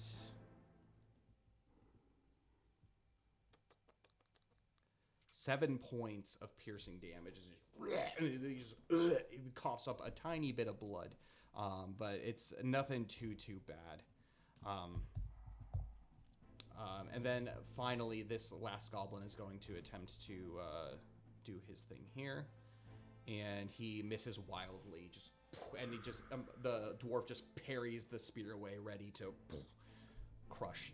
Which brings us to the brown-haired dwarf, who's going to go ahead and attack, and he rolled a 14, which with his hit is going to hit, and he's going to deal to the guy that is attacking him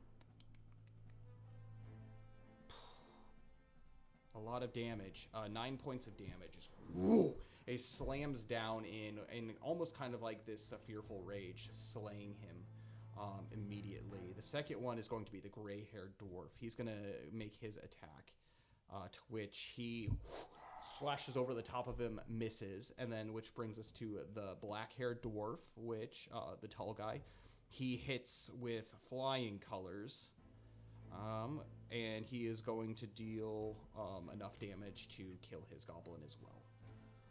These goblins are being picked off like one by one, and now there are 2 goblins. What are you doing, Faenor? It is now your turn. The first thing I say is, like, I see both of them, like, kill his... I'm like, I thought you said you weren't much for fighters. You got a bit of spirit in you. And then I'm going to, like, you know, after a little word of encouragement, I try and, once again, attack this goblin. This has actually made quite an effect on the brown-haired dwarf. He begins to laugh joyously, almost like a belly laugh. Told you the people of Erabor, they're nothing to scoff at. And he goes forward. But yeah, go ahead and make your attack. An unnatural 20. Yeah, that's going to hit. Yeah. It's going to very much hit. Then that is going to deal 8 damage. All right. You pierce forward into him. And you do so right through the center of his eyes. And just right out the back end. And he just slumps to the ground lifelessly. Easy peasy. Yeah. No problems there at all. Which then brings this last goblin. He is actually going to make a charisma saving throw. Which he gets a nat 20 on, so he's fine. He looks at himself and kind of puffs himself up. He goes ahead and he stabs forward into this dwarf here. To which he is not getting a natural 20, but he is not hitting. And he just goes... And his spear actually ends up breaking in this dwarf male that's on him. As it happens, I'll say, "Oh, it's a little unfortunate for you, isn't it?" He's just...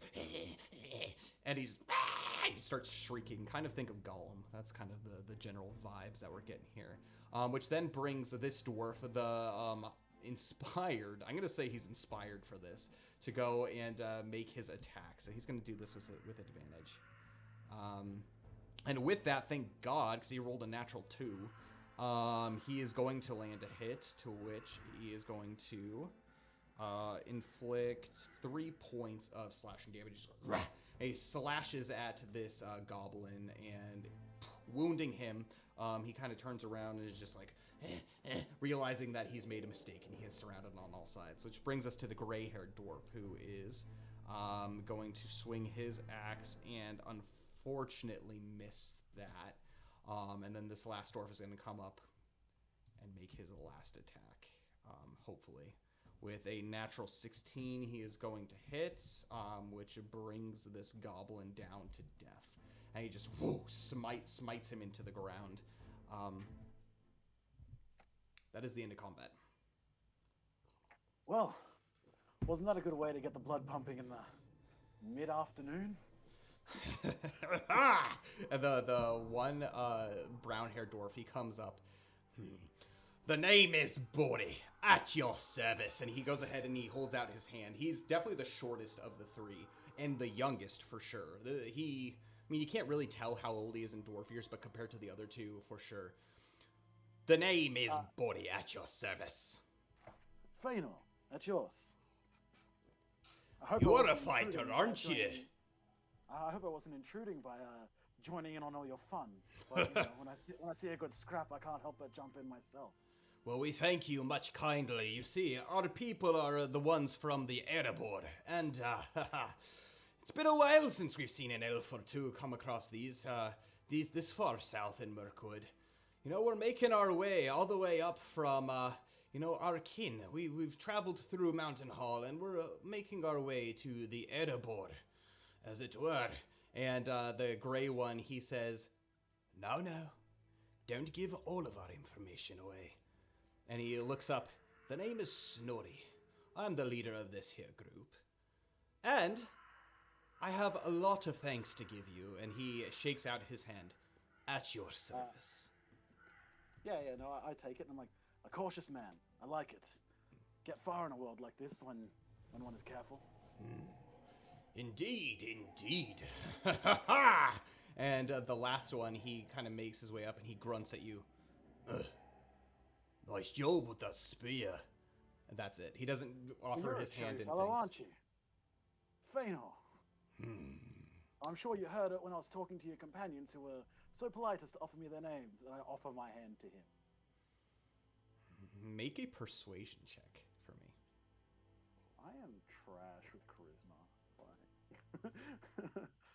A 15. 15. Yeah. He holds out his hand, grasps it, kind of pulls you a little bit close.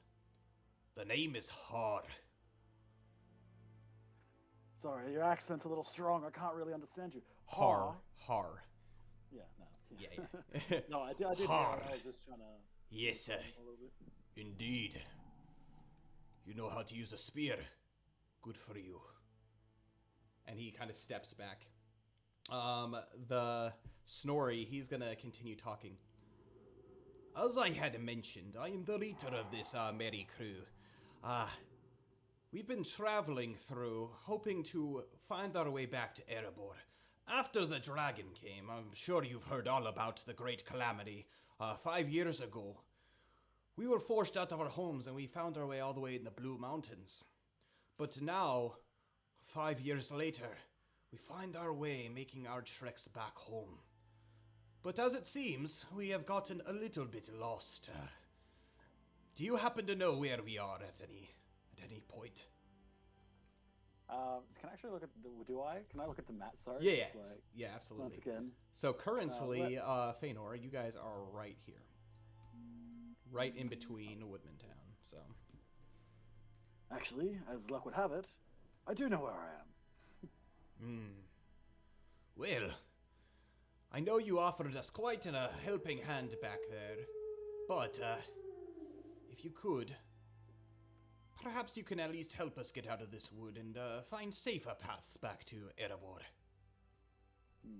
Well, look, I was heading north myself, but I don't mind helping you. Maybe perhaps for a price. Ah, this is a man of business. And the brown-haired dwarf, he steps forward and says, I think that we could do something for him. He helped us. In fact, I think I might have something just for you back at the campsite. and he bids you to come forward, and he's like very jolly, like very excited about showing you something. Yeah, okay. Yeah, my weapons are stowed. Okay. Maybe holding my side, but like, yep, it's gonna walk this off. Oh, don't worry. We can patch that right up for you back at the camp. Not to worry.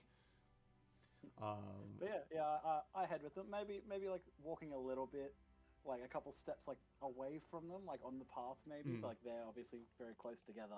I'm on my own, but it's like, so you said you're traveling back to Erabor. Where are you heading there from?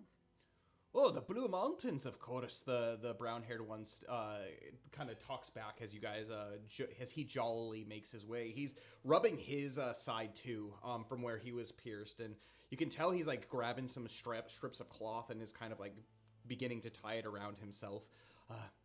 All the way from our cousins from the Blue Mountains.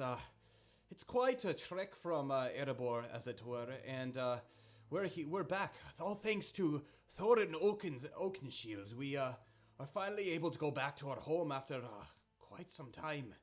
I actually have never seen Erabor myself, and I'm quite excited about it. So basically, that dates him. He's younger than when the dwarves were expelled from Erabor. Okay, cool. I believe we said that I'm like from that kind of area. Am I not? So yes, you're right here from the Woodland Yes. Realm. This is where you are, and you're heading to Dale, which is right at the base. I was just double checking where on the map. It's just the writing's a little small. It's like, Yeah, totally. oh well, the area's quite nice. I know dwarves don't fancy much for the woods and the forests. They prefer to be underground, but it's quite a lovely area. I'm sure if we get there unharmed, you'll find it quite pleasurable. You do hear that the halls are literally raining with gold, right? I feel like maybe that's an over-exaggeration. If Oh someone no, had trust me. They say that the great Dragon Smaug, he had an entire corselet made up of this gold that came from Erabor. And if you are lucky, you can still snag some on the shores that come from the long lake. However, the treasures of my people. And he begins to like reminisce. There's nothing to reminisce about because he has no idea like how to relate these two things. And Har, who's the larger dwarf, he says, "Oi, you be quiet over there.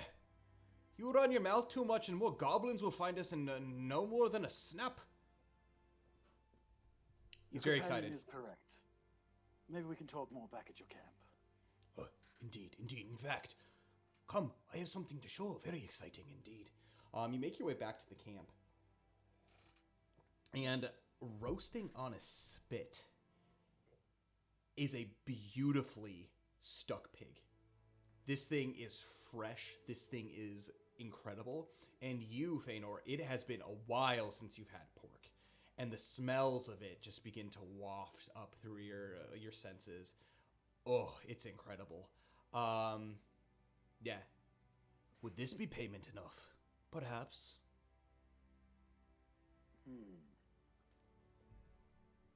I reckon so. This seems like it's going to be quite a nice meal, and I think we've got a while to go. It might be a good way for us to get to know each other a little better. Sit around, have some dinner. Aye, indeed. Have a bit of a chat. Snorri, the white-haired dwarf, he approaches and says, "You know, it was Bori here who caught that, actually this morning. He was out in the forest and, you know, we heard that the Mirkwood is full of boars and such, but this is such a beautifully plump one. And he caught it himself. He's a little bit of a hunter, actually, and, you know, I think by surviving today, it's worth a celebration, and I can't think of a better individual to celebrate this with. Go ahead and make a traditions check for me. 13. 13. Your experience with dwarves, you have had lots of them, and it's always hit or miss. So there are a number of dwarves who are going to be, you know, very standoffish, thinking like they're very proud individuals of Durin's line, and they don't have time for elves. You get the impression that all three of these dwarves, even Har, the big one, doesn't seem to be of that thought. If anything, they are very excited to see someone other than themselves. And Bori, the brown-haired one, is asking you all kinds of questions of everything that you've seen, everything that you've done. And he tells you all, like, his mouth doesn't stop. He talks about this pig and where he found it and where he was able to hunt it. And he gives you all the details. And he says, "So, do you like woodworking?" Well, I actually do make it sort of a habit to make sure, like, yeah, I would probably reach and probably like amongst myself, it's like, here's actually a stuff that I've carved myself. I don't use it much, generally when I'm going through some of the more treacherous areas, but there you go. It's like I go just like a standard, like pretty plain, but like well-made wooden like stuff that I probably use for like walking through like Well, hiking and stuff. bloody impressive. I'm not much one for the more creative uses, but if it comes to a practical task, really well, I'll try my very best.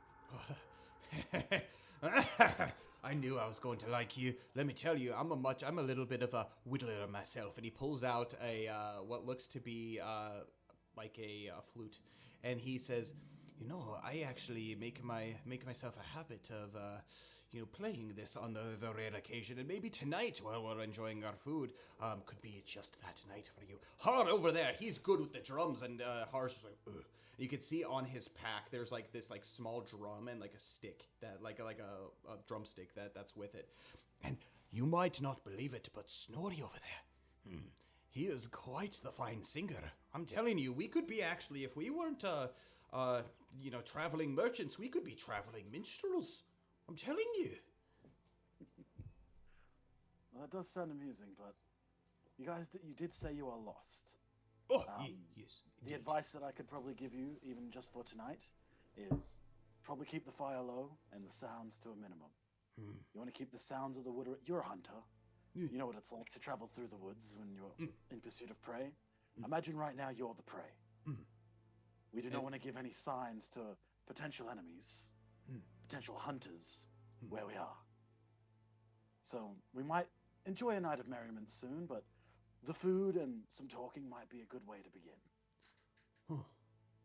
Indeed, good idea. And Snorri, he butts in. So, Faenor, as it were, could you possibly, at least if not guide us to the Erabor, point us in the right direction? My old brain isn't quite as good as it used to be. And let me tell you, we all have our own reasons for making it back. You understand, of course, right? Family?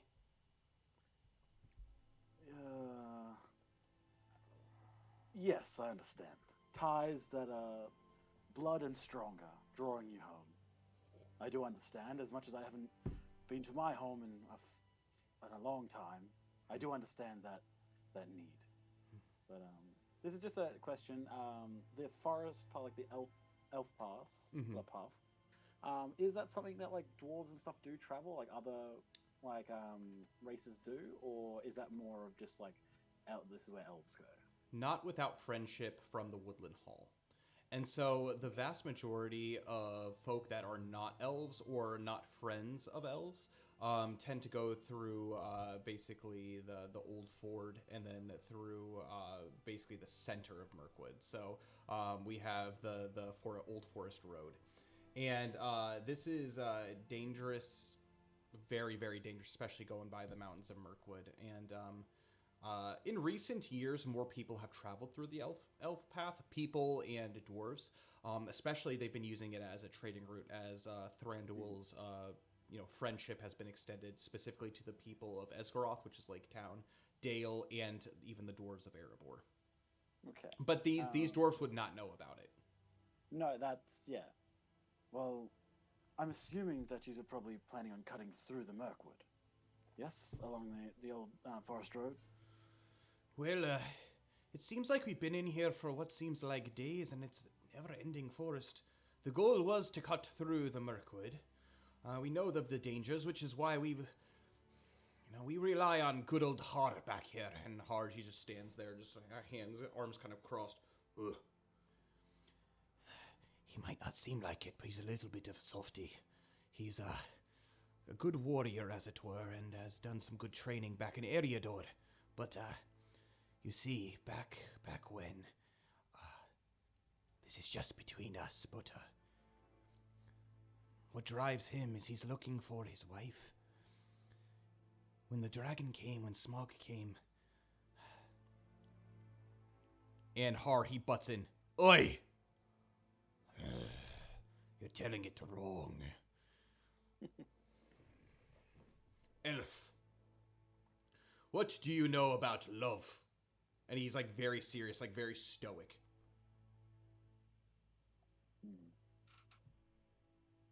I can say I know of love, but there is no one like that in my life.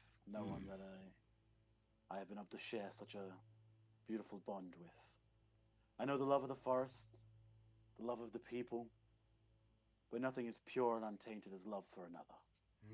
So pure and true that it feels like your own souls have melded. I wish to one day know that love. And I wish one day you feel it too. There's something that drives the soul of a man. It is the love for another, especially their wife. When Smaug the Terrible came down out of the withered heath and struck down Erabor, we all fled in every direction. My wife and I were separated. But ever since news has reached of the fall of the dragon,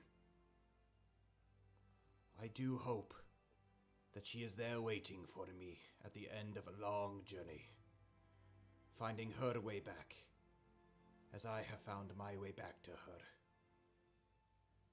He's strangely very, serious, but this is something that he doesn't tell unless he absolutely trusts the people that he's talking with.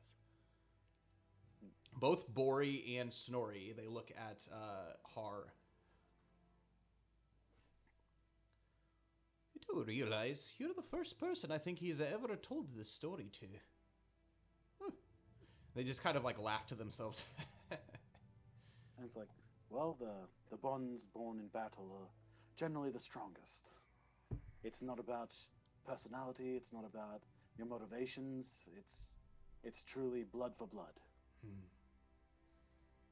Indeed. Do sit. And they basically set out a very well put together campsite. You can tell they've hunkered down for a day or two, especially preparing for a meal here. There's a couple tree stumps that they have found that they've hewed and actually almost made kind of like stools. You can tell Bori has been at work. And he sits you down as the fire gets lower. They make sure that it's not quite as fed, but they finish cooking the pig. And out of Har's pack, they actually have a keg with them. Snorri approaches. Elf friend, Faenor, would you mind joining us for a drink or two? Can I think back to when I have had probably dwarven alcohol in the past? Is this something that's going to ruin me, or is It's this... hard, but Yeah. you are an elf though. Yeah. So I would say if you were a man, one tankard of this would do you in. As an elf, you might be good with one. Chances are you're actually probably okay with one. Two, you might be okay. Three is where it starts getting sketchy. Look, I might have one, but kind of as per our agreement, if I am to lead you and to help guide and protect you, I do have to keep my wits about me. Smart one, isn't he? Bori, learn from your elders. He thinks about it. And he kind of dismisses it. You guys gather around the fire and you begin to eat this delicious pork. And as you do that, you actually, as you eat, you can go ahead and heal, basically spend one hit dice to heal yourself without actually spending a hit dice. So, whatever that number, whatever that value ends up being. This pork is exquisite. Very delicious indeed. And as you sit around the fire, you can see that Bori, he's, whittling something. And he keeps it kind of close to himself. And he keeps looking at you and looking down as he continues to whittle. Elf friend. As a thank you for helping us on our journey.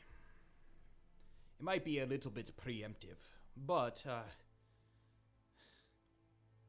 if you wait until the morning, give me 2 hours actually. I have a gift for you. And he goes right back at work. As you guys are eating, he's kind of eating, dropping it, do carving, eating, dropping it, carving. He's working really quickly. This is actually really impressive even for a woodwright as yourself. Yeah, it's cool. It's something small, definitely small for sure, but he's working ravenously at it. Well, I would appreciate it. You do not have to. Do not feel obliged. I came to someone's aid. Obliged by no means. If anything, I would be honored to make someone, I've made elf friends in the past, but, none that have stuck around with me as long as this. I feel a little bit ashamed of it, but I tend to put people off with my personality. They say I'm not very dwarf-like, but I figure the kinder I am, the more allies I can make along the way, and with a long journey from the Blue Mountains all the way to Erabor, I can't hurt, right? Well, as I have experienced today, as the up-and-coming warrior that you seem to be, I actually pull out one of my hand axes and spin it and catch it by the head and hand him the handle. This is yours. I've got some more that I'm going to be working on soon, but if we're going to be traveling together, you're going to need to be able to protect yourself. Elf friend indeed. And he goes ahead and he starts carving even more vigorously. He's like stopped eating the food altogether and he's just at work. The other two, you can tell Har is doing his job, and the four of you have cleaned this pig, like completely. You guys are just like bellies full, just eating. And Har, he's taken one of the bones and he's picking his teeth with it, and he has a tankard of ale, and he's just one after another. And he looks to you. His right eye begins to droop a little bit. He shakes himself. Tell me, elf friend. Oh, yes. How good are you with your alcohol? And he kind of smiles sheepishly. I will say I'm no slouch, but I doubt I could compete with a dwarf, especially something that they're much more used to drinking. I've been spending too much time with men. The stuff they drink is like water. Make a persuasion check for me. Oh, no, performance check. Let's go performance. I know it's charisma based, so it's probably not good anyway, but it's okay. 16. Ooh. It's good anyway. You say this, and he's like, You seem to have showed yourself nice out there. I'm sure you can take a drink or two, but I will respect your thoughts on at least trying this. You don't have to drink it all, of course. That means more for myself and my companions here. But tell me, what do you think of ale from the Blue Mountains of my people? And he hands you basically his tankard to take a sip of. Okay. Yeah. Okay. I'm gonna take a liberal swig, just like a pretty big. Make a Constitution saving throw with advantage. You are an elf after all. This is gonna go horribly. I can already tell. 17. 17. It touches your lips, and it's a very full-bodied ale. Something that you like have not come even close to experiencing in Lake Town or any of the likes. It is nutty. It is refined, but oh boy, is it strong. You take a sip, and you can feel it. The alcohol goes through your body, but doesn't seem to take any effect, and you brush it off. It's pretty good stuff. Tastes all right. All right, my arse. And he goes, and he just like grabs it from you and just downs the rest of it. Who knows? Maybe on our travels I'll become a little bit more well accustomed to it, and maybe I'll put you in a run for your money. Look forward to it, Faenor. And he kind of like begins to slouch, and he reaches for his drum and he pulls it out. Lads, how does a song sound? And he kind of like smiles, and Abori, oh, yes, of course. Let me. And he fiddles around in his pack and he pulls out his flute. And Snorri says, again, quietly, fellas, but perhaps a song for our guest here. It'd only be fair to be able to repay. Perhaps perform one that you would at the end of a night at a tavern. Ah. Not one in the throes of the partying. Perhaps one as people are beginning to leave. Ah, yes. I believe we have the right one in mind. And everyone kind of begins like checking the drum to make sure like the skin on top is nice and taut. Kind of a couple blows, and then you can see that Snorri, he's clearing his throat. The mountain was young, the valley green, such a place they'd never seen. They came from afar, they came far and wide, with hammer and pick they delved inside. When Durin's folk carved open a door to the riches lying 'neath Erabor. a many-pillared hall of stone. They mentioned and dug out their new home. They delver dug, and pick gave sound, rubies, emeralds, opals found. When Durin's folk carved open a door to the riches lying beneath Erabor. A sturdy hearth, a golden throne, plates of gold, thick walls of stone, a row of warriors stout and proud, grit for battle, heads unbowed. When Durin's folk carved open a door to the riches lying beneath Erabor. None heard its wings, none felt his breath, but a hot north wind brought with it death. The inlet broke, the stone floor cracked, the treasures of heath and home were sacked. When Durin's folk carved open a door to the riches lying neath Erabor. And they kind of finish their song, and it's sorrow, but you can tell this has been a song that's like passed into so much history from dwarf to dwarf that it's almost kind of a song that's like inspiring to them. The fact that they're finally making this journey back to Erabor is something incredible, something they are very much looking forward to. And offering this song to you, you can go ahead and add an inspiration to your character. That was beautiful. It's nice to see that the dwarf folk. What would be the in-universe term for that? For Small, what? For dwarves. Small folk. Durin's folk. Oh, it's nice to see that Durin's folk are heading back to Erabor. It was a shame that it was taken over by a giant slimy lizard for so long. Slimy indeed. And Snorri, he kind of looks you up and down. Ne'er in my years have I seen an elf quite as yourself. He kind of cracks a smile. The fair folk of Mirkwood, would be proud to have you as neighbors. And perhaps building firmer bonds than what we used to have back before the dragon came.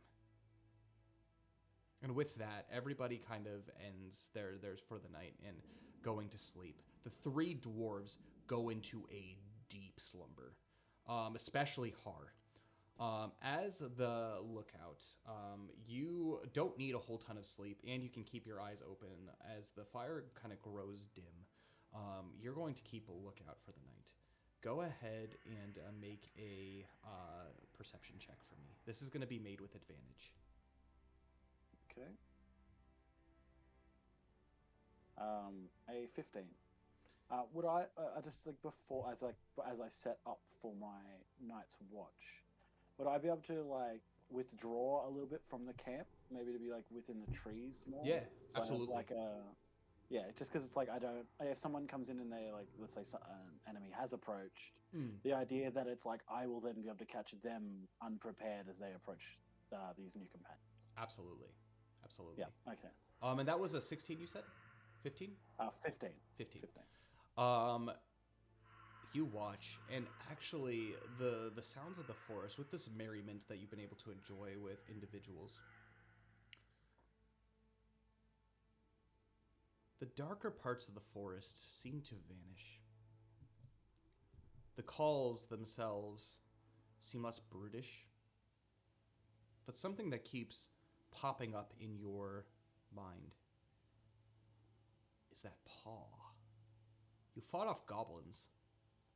Nothing that could have left a trace of that mark by any means. You gaze around as you begin to go into your elf sleep. Completely aware of everything, your body completely at peace. Your head sways from side to side.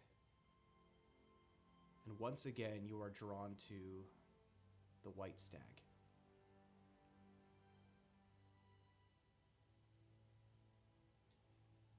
It's engraved in your very being. You look up, and as Bori, the very last dwarf, starts to prepare to get ready for sleep, he walks over to you, handing you a carved little trinket. It's a whistle.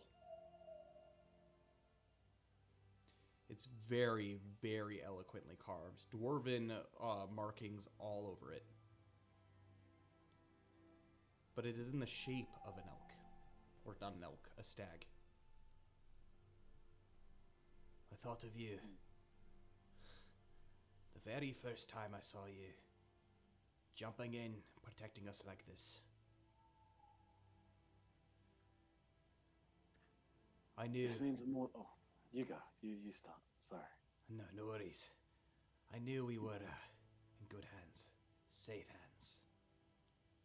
And as this stag protects the forest, so you stand in the way of the darkness that approaches. We return home, but there is still evil at foot in this world. Faenor, elf friend. I am happy to have met you.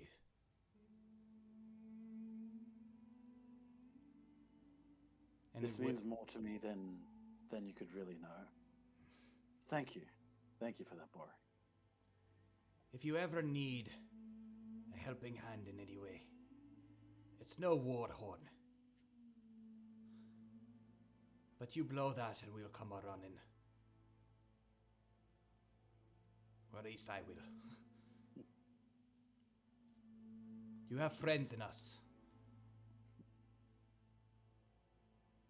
And with that, he turns around and he snuggles up, falls deep into sleep. Can I?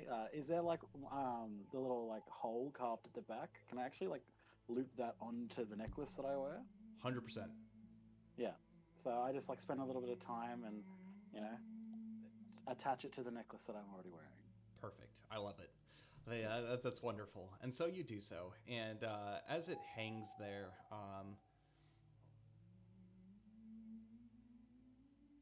the elf sleep takes you. Not completely takes you. No.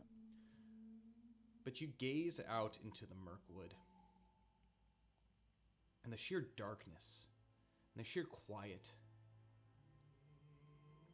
allows you to feel that peace again. Not the same peace you experienced with the elk, but you know deep in your heart that there is something inside of you that wants to fight. There are people worth protecting in this world. And if your travels have taught you anything, there are also creatures that are worth protecting in this world. Preserving any kind of remnants of the world of Middle-earth. You breathe in and out.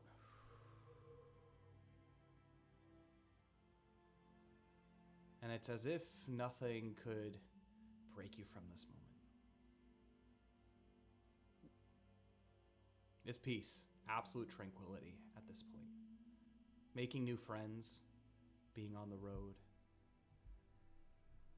However, I'm going to have you make a wisdom saving throw for me.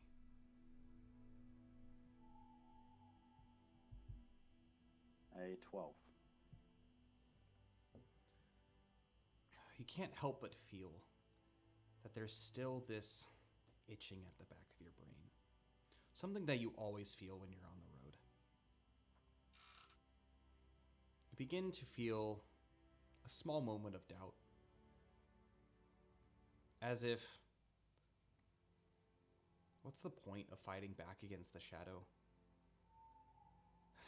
No one that you've ever come across has been strong enough or willing to fight back, to protect you. Why are you always the one that has to protect others? And this begins to creep into you. This isn't an unfamiliar thought. Your moment of peace, your moment of tranquility. doesn't go away completely. You still feel remnants of that. But then, at the same time, it's replaced with doubt. It's a hard feeling. No matter who you've come across, no matter who, you've helped, who you've paired with,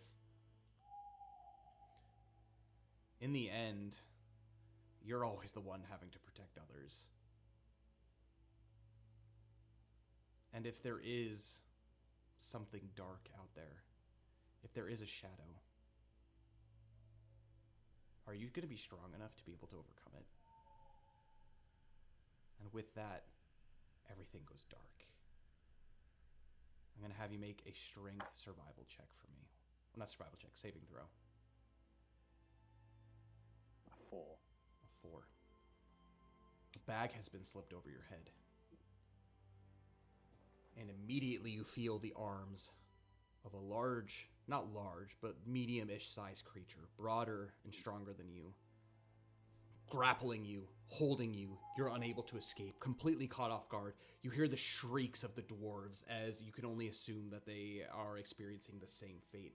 And you hear shrieking. Shrieking in a tongue that you are familiar with is a tongue of the woodman. You thieves! I found them. We're taking you back to Galavira. And they are all pissed. There is a number of them. You can hear shouts from every direction, all over the place.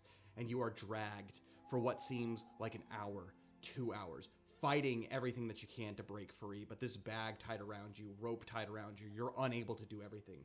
And they keep cursing and they keep spitting and they are pissed. They are furious with what is going on.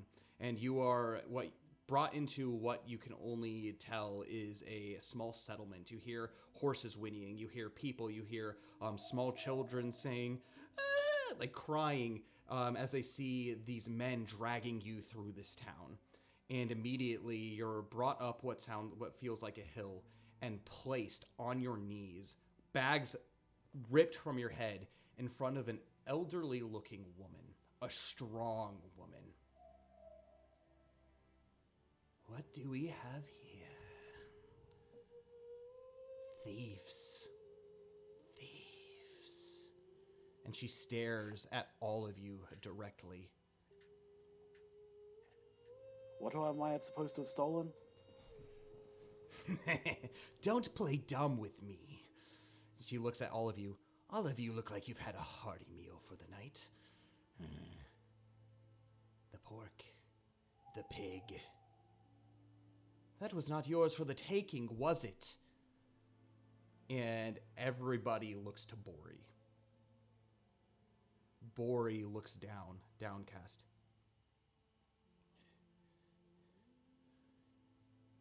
But we were just so hungry. It was just out there. I'm so sorry. I don't mean to offend in any way. No, shut. That stupid dwarven mouth of yours. Yes, ma'am. Do you have any idea what doom you have brought this village? What doom you have brought Rowanhold? No, I don't. What? Can you please explain it to me? You dragged me off in the middle of the night to this place, and I still do not know why. That pig that you ate, that was not for you. That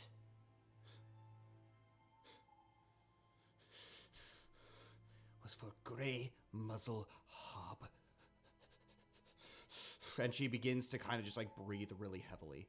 This is going to actually bring us into the next phase of the game, which essentially is an audience.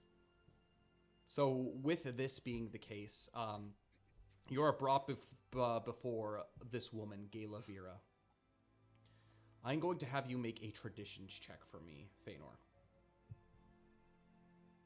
A 17. Speak for yourself. Who are you? Introduce yourselves. Am I like manacled or anything at the You're basically a rope is tied like around you with your arms at your side. You don't have any of your weapons. You don't have any of your gear. All of that is held by what look to be, they look like farmers almost, like off to the side. They're kind of like holding. You look around and this hall that you are in is basically like a longhouse with basically a fire in the middle. And this woman looks to be the leader. Yeah. Well, I am Faenor, the Loch-duin. I am an elf hailing from Mirkwood. I'm traveling at the moment from Woodmanton to a place in the north. Well, Faenor, I'm surprised that an elf is here at my doorstep, and an elf is involved with thieves. She seems to trust that you are no part of whatever is taking place here. Which begs me to ask the question. What are you doing with such unsavory folk? And she points at the dwarves. Well, these unsavory folk, as you call them, were being attacked by a band of goblins. I leapt to their aid, and in doing so, they brought me back to their camp where I was going to spend the night, and then I was dragged here. Sounds like a bit of a case of wrong place, wrong time. Dwarves! What do you have to say for yourselves? And immediately Snorri, he pops up and he says, No offense. My name is Snorri, at your service. We meant not to steal anything from you. Steal anything from, what did you call him? Grey Muzzle Hob, is that correct? She nods. We are simple travelers making our way back to the Erabor. And, it seems that there is a bit of a mix-up, And he, like, kind of elbows or shoulders Bori. Yes, you see, we were traveling through Mirkwood and we were a wee bit lost, and I just saw this pig tied up. There seemed to be no one around. We hadn't seen anyone for days, and I felt like it would have been a waste to just leave it there, you see. I meant no offense, no harm by it by any means, but, for what it was worth, it was delicious. And Har, he goes, boom, slams to the side. You'll have to excuse Bori. My name is Har. As my companions have mentioned, we meant no harm by it. We had no idea that you lived out here in the jungle. Well, tell me then. And she stands up from her wooden chair. You saw that this creature was tied up. And you took it. It wasn't much of a hunt, was it? Bori, he looks. No. Not much of a hunt at all. And he looks downcast. Elf. Faenor. Can you vouch for these dwarves? Did they mean any harm by stealing from us here at Rowanhold? Are they good people? And kind of narrows her gaze at you.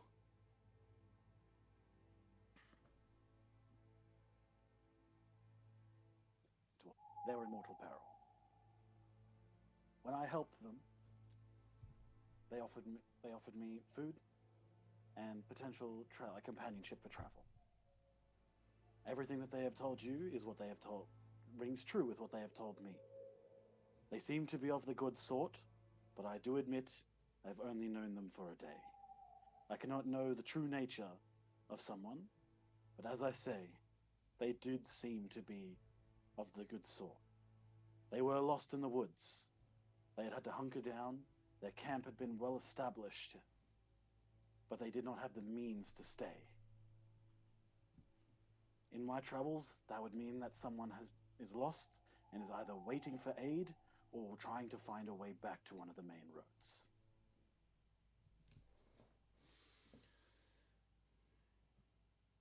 Faenor,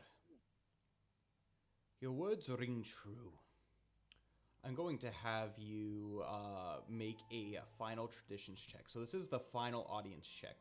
And essentially what ends up happening is if you roll well enough on your initial traditions check, the DC of this final one decreases. But because of the things that you had mentioned, because of the way that you were truthful in vouching for them, because you respect her authority and whatnot as your general demeanor, I'm going to actually have you make this check at +2 with a +2 modifier. That still only comes out to a 3. I actually rolled a natural 1. A natural 1. Yeah. She looks to you.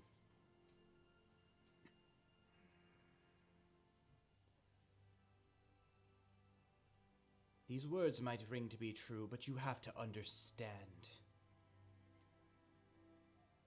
The mortal danger you have put, whether you meant it or not, my people here at Rowanholden. You do not know what you have stumbled across. Years back, a great warg by the name of Grey Muzzle Hob made its way through Mirkwood and found our homestead of Rowanhold. Daily, we lost people, livestock. And you look around and you can see that these people look like they are starving. And we made a pact with him, he promised us safety, that he would not harm us or our livestock, if once a month we offered him the fattest pig that we could muster. By eating that pig, you have doomed us. And immediately you hear howls.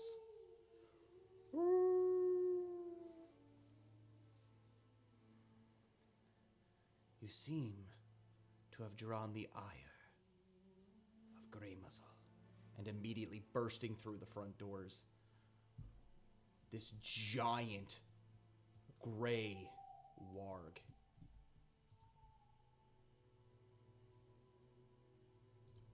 Stands in front. See if I can not get him. And he begins almost snarling, speaking oddly the common tongue. Gaelovira, you promised me food. Where is it? Where is it? Go ahead and roll for initiative. Am I still tied up, I may ask? You are still tied up. Yeah. As 14. 14, okay. As this happens, Gaelovira, she says, I don't care who you are. I don't care what you have done. But if you are fighters, draw your weapons. And immediately they throw back your weapons. Unfortunately, you are not wearing armor. Well, actually, I'm assuming you didn't take your armor off. You're traveling. No. Yes. Okay. So you have your armor on. But you are currently the... so Har was here, Bori was here, Snorri was here, and you were here. They throw your weapons. You're able to pick them up just in time as this great warg comes through. If pig won't suffice, flesh of man will do. Yeah, battle has commenced. As this has happened, let me go ahead and switch over to some more intense music. Yes, we're going to go ahead and jump into the combat phase here.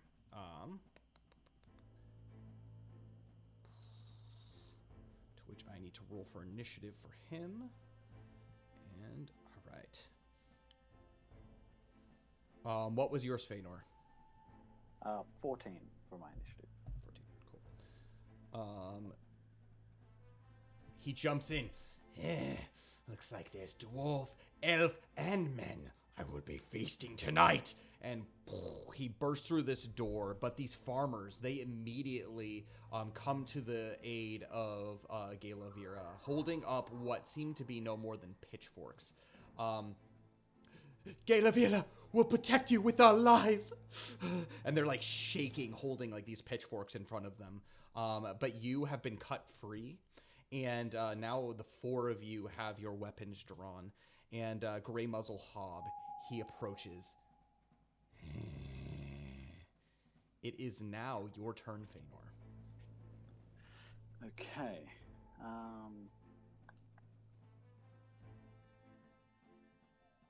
I think what I might do is I might actually step in like closer, but like kind of like behind the flames, kind of like I'm assuming I can see over them clearly, but trying to obscure its vision as like a beast. Okay. A little bit, and I'm going to try and shoot at him with my bow. Perfect. So you're going to go ahead and make that ranged attack normally. And yeah, you kind of duck into the flames, and you can tell at this point with the doors completely burst open, a harsh wind has come in, and all of the sconces on the walls have begun to go out. And so the only fire that's kept is this fire pit in the middle. What is your hit? A 6. 6. It shoots over, and you can hear calling from the outside. It sounds like it's not just Grey Muzzle, but in the town and about the farmstead, you can hear the cries of goblins and children screaming and women screaming as you can hear the plundering of goblins outside.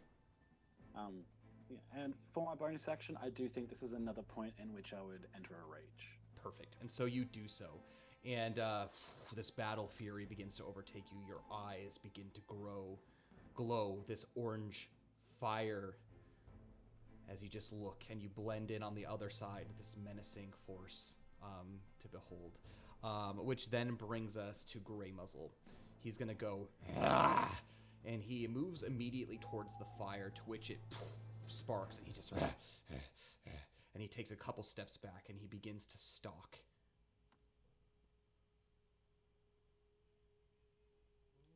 Into the darkness. As he begins to slowly make his way, he says, Galavira, you have broken your promise, and I'm hungry. Which then brings us actually to Bori. Bori, he's going to go ahead and he pulls his axe out, and he makes his way over in this direction. He's going to hold firm here, kind of cutting off any route to get past over in this direction. And then Galavira, she actually stands up. At her side, she holds a spear. She says, Men, for the defense of Rowanhold, it is too late. Do not look ill upon these travelers, as they have raised up spears in defense of Rowanhold. Fight till your last. Protect the women, protect the children. As she jumps down off of her pedestal, she makes her way over very bravely into this direction. And then that is followed by Snorri. He's going to go ahead and move in this direction, and Har, he's going to make his way over here. Which brings us to the top of the round. These guys. Yes, of course. Galavira, she calls back, Barricade the doors, make sure that the goblins don't come in. The rest of you, go out. Protect your women, protect your children, as they begin to start booking it towards the door in this direction.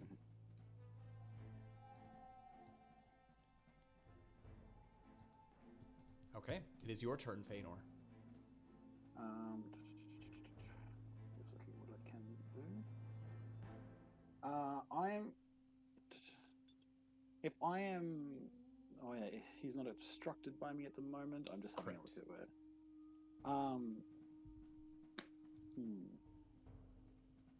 Can I ignite a torch? Absolutely. And I just like grabbing a torch from around, and I actually want to throw it down to like just in front of him. Okay. So I'm going to say, in order to do direction. that, you're going to spend your bonus action in order to light the torch. And I'm going to have you use your action to hurl the torch. You have plenty of room, but because there is a pillar here, if you're throwing it here, I'm going to actually have you make an in the way check. So essentially the way that works, it's kind of a homebrew thing. You're going to roll a d20. On a roll of a 1 through 10, it's going to hit the object that is in the way before you even like chuck it. And on a 11 up, it goes past next to Grey Muzzle. I rolled an 11. 11. So you are able to throw your torch through right next to it, and Grey Muzzle goes, "Ah!" And he kind of rears up on his hind legs. "You filthy, filthy elf! You are first!" And he just bars his teeth. Yeah, he's pissed. Yeah, can I can I actually move slightly back? Oh wait, no. Wait, let me have this thing.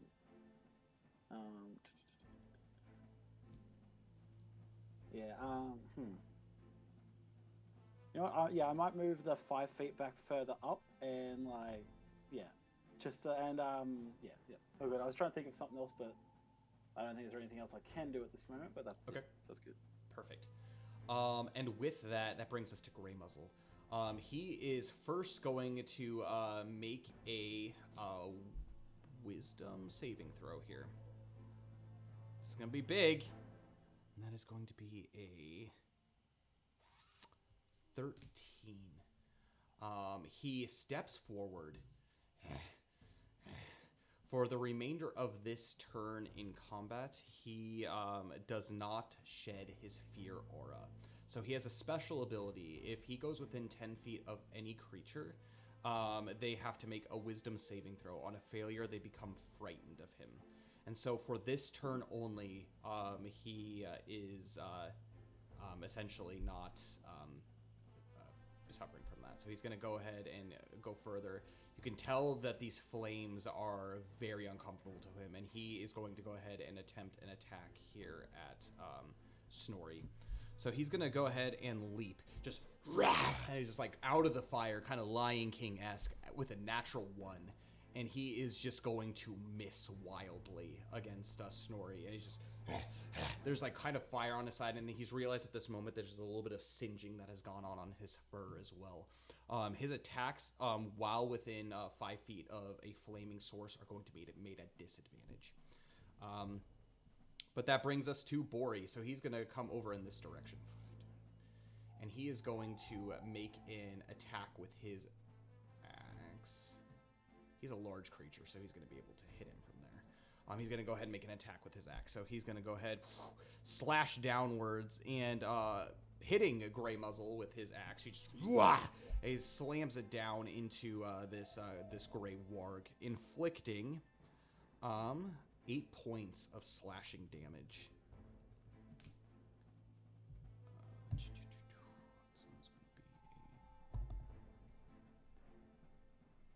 Awesome. And then he is followed up by Galavira. So Galavira, kind of in similar tactics, is going to make her way here, and she's going to spend her bonus action to light a torch herself with your torch. Or actually, no, she's going to pick up your torch and start walking in this direction with the torch in hand, kind of pushing away as if to kind of corner him. I might actually say, Bori, Snorri, ha! Push him towards the flames! Aye, Master Elf!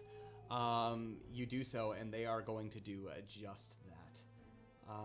Yeah, so they're going to go ahead and, let's see, who's next? That brings a Snorri.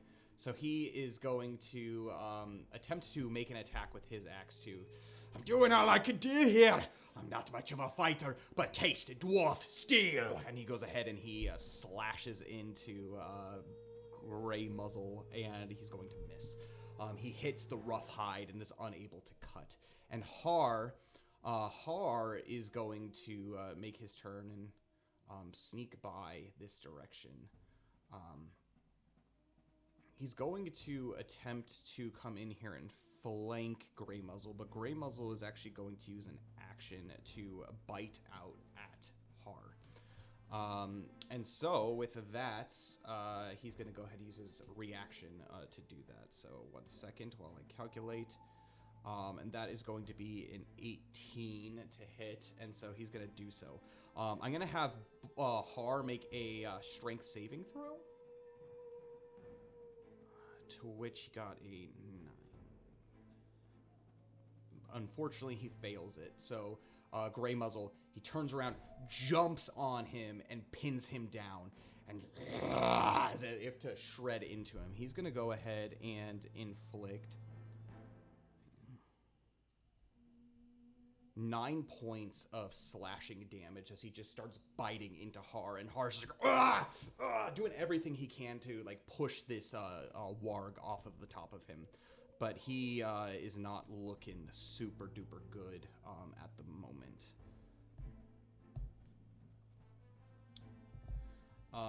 And that is going to be everyone's turn. These guys here, they're going to go ahead and continue their run.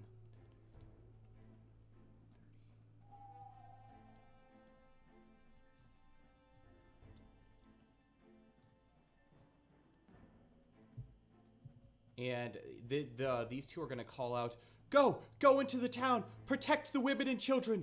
We'll bar these doors, we'll do what we can. And that brings us to your turn, Faenor. Sorry, 1 second. So Grey Muzzle is directly facing away from me, right? Like he's Correct. on top of Har. Correct. I'm going to pull my Great Spear out, so I'm just going to like drop my bow, because it's like I'm about to go close corners, and I am just going to get within 10 feet of him, and I'm going to try and thrust him from behind. Go ahead and make this attack with advantage.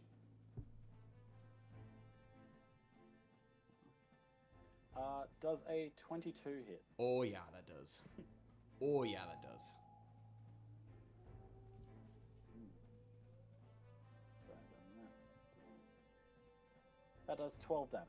Woo! Holy smokes. All right, yeah, you thrust this into Grey Muzzle. You hear this yelp as he turns around.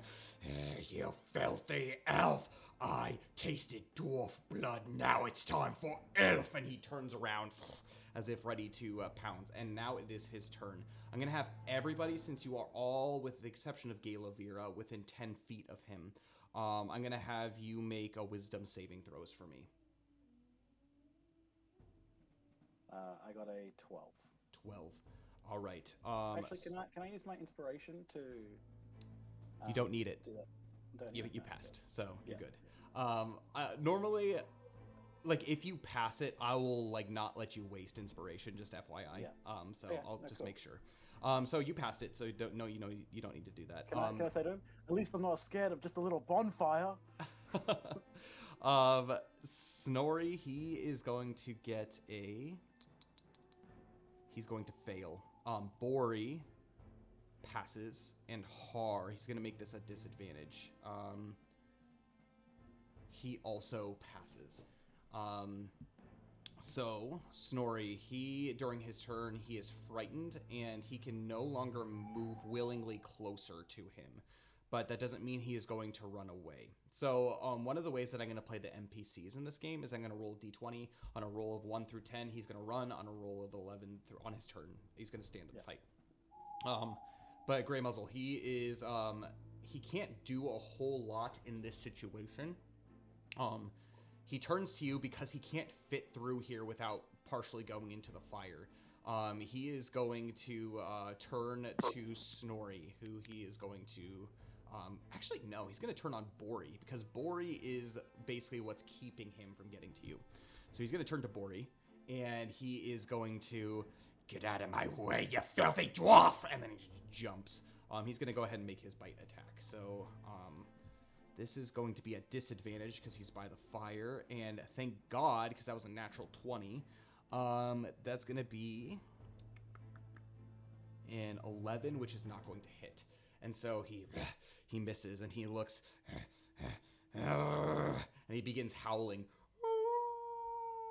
He is officially at this point calling for reinforcements from the town below. But that brings us to Bori, who is going to attempt to make an attack with his axe. He's going to be like, "You filthy warg!"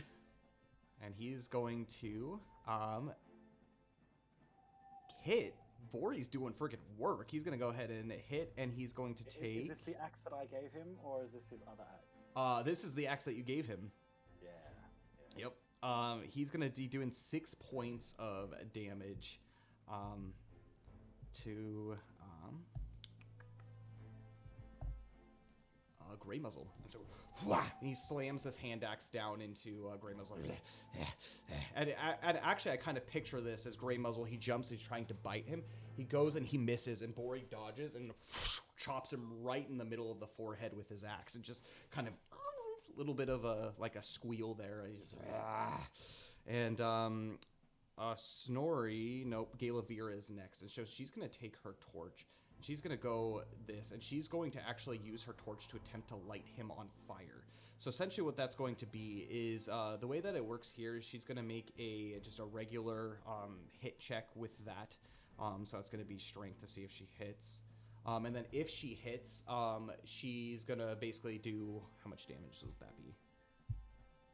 2 points of bludgeoning damage as she bops him. But then she gets 1d4. On the roll of a 4, he catches on fire. And so she's going to go ahead and make the bop, so I'm going to go ahead and make that roll, to which she royally misses. And so, unfortunately, that doesn't work out in her favor. And he, which brings us then to Snorri, who is going to roll his d20. And he got a 7, so he's going to start running. This water, I've never seen anything so ferocious in my life. And he goes ahead and he just starts trucking it backwards. Not hiding completely, but keeping it in his eyesight. And then finally, we're going to have Har, and Har is going to make an attack as well, because he passed. And he is going to miss with his axe, so it just kind of cleaves into the side, not doing any damage. Which then brings us to the farmers. These ones are going to go ahead and they're going to escape out into the town. This one is going to attempt to shut the doors. With this, I'm actually, Faenor, going to have you make the roll for this one. Essentially, what's going to happen is he's going to make a strength saving throw. And it's just going to be a basic, and I don't know if he has... Yeah, he has a +0 modifier, so just whatever the numbers. Yeah, whatever minus my actual addition. A 19. 19. He begins to... Whoa, the first door slams shut. He's able to do so as he runs. He spends the rest of his 5 feet in order to get to this side to close this door. Which brings us to the top. Well, that is the top of the round, which brings us to Faenor. What are you doing? I want Faenor to actually run around Bori to become down next to Har, and I want to see if I can, with using my attack here or there, here, down one. Okay. See if I can push Grey Muzzle into the flame behind him. Okay, so go ahead and roll to hit first. If you hit, I'm gonna have a contested. Basically strength saving throw. Contested athletics. We'll go with athletics. That's fun. Yeah. 11. I might use my inspiration here, just because I don't think I hit. It was only 11. Sure. Yeah. Go ahead. You feel free to use it. Yeah. 11 was the higher of the two. Okay. Okay. So you do so. Unfortunately, you do miss as you kind of gouge it in. You catch a little bit of matted fur, and it goes up over the top of him as you attempt to do that. Grey Muzzle, he is, because all of you passed, you're no longer afraid of him, so that's good. But Galavira is going to have to make a saving throw here, to which she fails, unfortunately. So, she is now afraid, and she's going to have to decide whether she runs or not at the beginning of the next turn. Which brings us to Grey Muzzle. So Grey Muzzle, he is looking at... He howls again.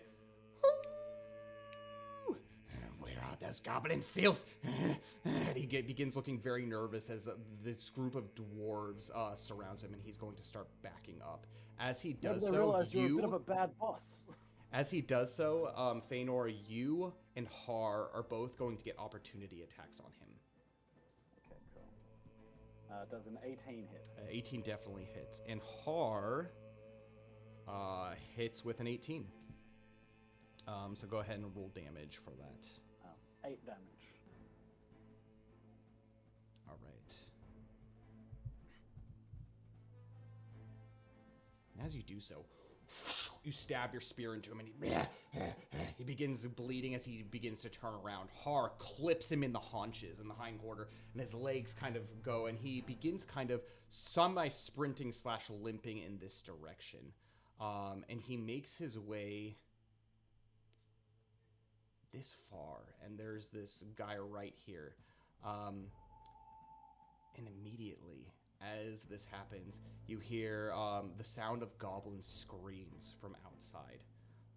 It is now Bori's turn. Hey, what do we do now? He's making a run for it. My wee legs can't catch up to him. How much would it use like a bonus action to pass someone a weapon? Yeah, I would say that. Bori, how good are you at throwing a spear? I'm not a warrior, but I can try. Okay, I pass him my normal spear. Okay. So just 1d6. Okay. And I'm going to say, oh, how good are you at throwing? We'll see. I'm gonna have you roll this actually. So it's gonna be a 1d20 plus 1. Okay. So he's okay at throwing. 13. 13. He chucks it, and boom! It right in the door that's closed. Unfortunately, it does just miss. And Grey Muzzle, he says, "You filthy scum!" And which brings us to Galavira. She is going to roll to see if she is going to flee or not. And she is not. She is feeling brave. So 5. She can't willingly go forward, actually. So I guess that doesn't really matter. So she's going to kind of stay put, ish. Get a better view. She doesn't really have any throwing weapons, so she's not going to attempt to do that. And then that brings us down to Snorri. So can I say, while she's moving, can I say, get out of the way? Like, because she's just kind of like blocking She my does. my view. She goes back. What? And she says, okay, Faenor. And she runs a little bit backwards. Yeah, that's fine. We're going to have Snorri. He's going to repeat his saving throw, to which he does not pass, unfortunately. He's going to stay put, as it were. And then Har. So Har, he is pissed, and he is going to do what he can. He's going to go ahead as his bonus action. He's going to pull out a hand axe, and he's going to attempt to run forward and throw. First, excuse me. So he can only move this far. And so he has range to be able to do so, so he is going to attempt a throw. I'm going to actually have you, Faenor, make this. So it's a d20, and that's going to be plus 3.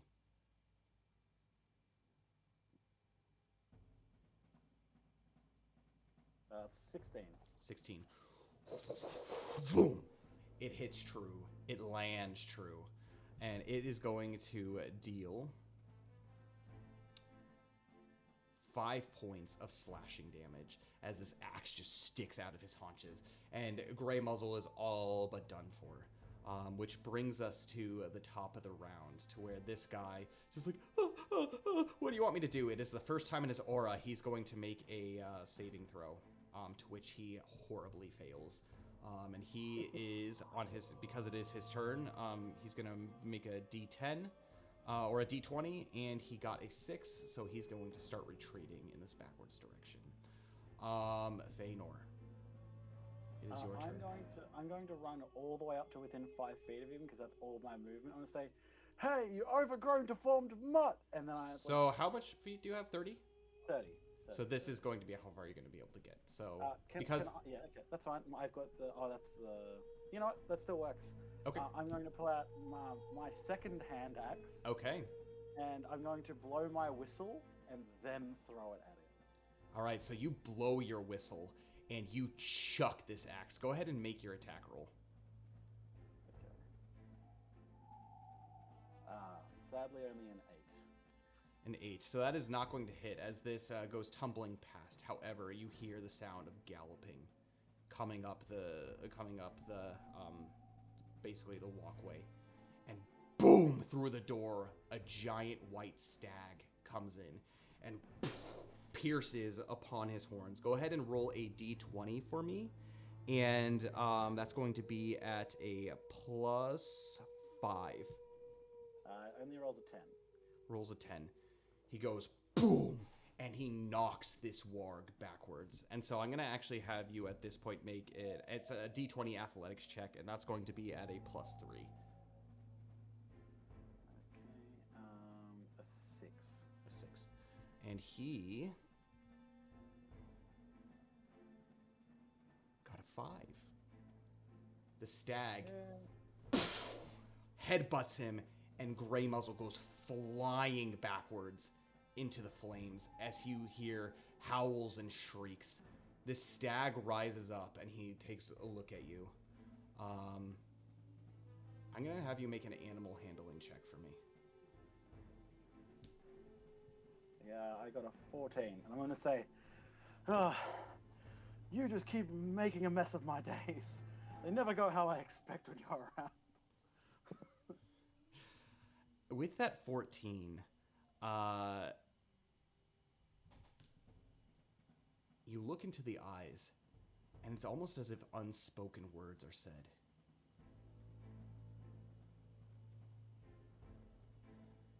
Faenor, I am Nymphiarion. Nymphiaron, that's what his name is. Crazy name. I am Nymphiaron. One of the white deer of the woodland realm. In place of the kindness you showed me, I do unto you return the favor. As Grey Muzzle Hob begins to perish in the flames. And with that 14, he is going to let you approach. Yeah, I am going to just like drop my spear on the ground, like almost like enchanted, kind of, as I like walk towards him, and I'm just going to like put a hand like pat his like flank, almost. You do so, and he does not budge. He looks Good down dear. at Good dear. Faenor. Again, I am Nymphiaron. I come to serve you. I serve the call.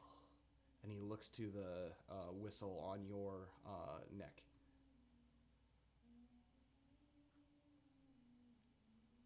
On Nymphiarion? We're gonna have to get you a nickname. That's far too long. Too much of a mouthful. And that is where we're going to end our session for tonight. Hell yeah. Good job. That was great. Oh, Heaps of fun. sorry, that went way longer, like almost an hour longer than normal. But we had to get through this. These one-shots are very important because we can't just like leave them on a dead end. So It's the final one shot too, so that's why true. not Final end one on shot. note? Yes, which means next week the entire party is going to be together in I want to say Bree, but it's Dale, in Dale. So it'll be really interesting seeing how everybody kind of comes together. At the beginning of next session, I will do a little kind of summary of everybody's travels to get to Dale. And so we'll like uncover some of like what happens from here after the defeating of Grey Muzzle Hob. We'll kind of do a quick overview on everybody about what's brought them to Dale, what did they experience through it, what are the things on the road, and then we're going to go ahead and plop them right in at the very beginning of the celebration of the 5 armies. And so yeah, this is fun, very exciting. This was a really fun session. All of them were so fun, but in all of them I think were pretty different too. So hopefully you guys enjoyed it. Yeah, it was great. That was great. I can say at the very least I liked listening to all the other ones and mine was fun. So Good. I'm happy to hear that. And if for those who are listening, I am so sorry. that you are unable to hear the music, but I was changing music, the moods were being set, all that kind of stuff on stream. So it's always worth a rewatch too. So if you have done so, if you have time to do so, because I tried to make the music and background noises like fit the situation. So yeah, it's good. But thank you all for joining us. Thank you so much. Is there somewhere that anyone can find you outside of these streams that you would like to give out? The only place that I can really think of is probably my Instagram, which Okay. is in the chat. I've been given the designation artist, like actually when I'm in the Twitch chat, so people might be able to see me pop up in it. But it would be at LavaCress187. LavaCrest187. So And and yeah. I know you've been really active in the previous sessions chats and everything. So I'm going back and watching this one so I can see what everyone's saying. oh yeah, absolutely. I was kind of vaguely looking. I have like the chat like right below the screen here, and I'm happy. It seemed like most people were enjoying it. So I was enjoying it. I thought it was great. Yeah. But- People finally got to see my face too. that's Anyone true. watching? We had a lot of issues with that last time when we were trying to organize it in our session 0.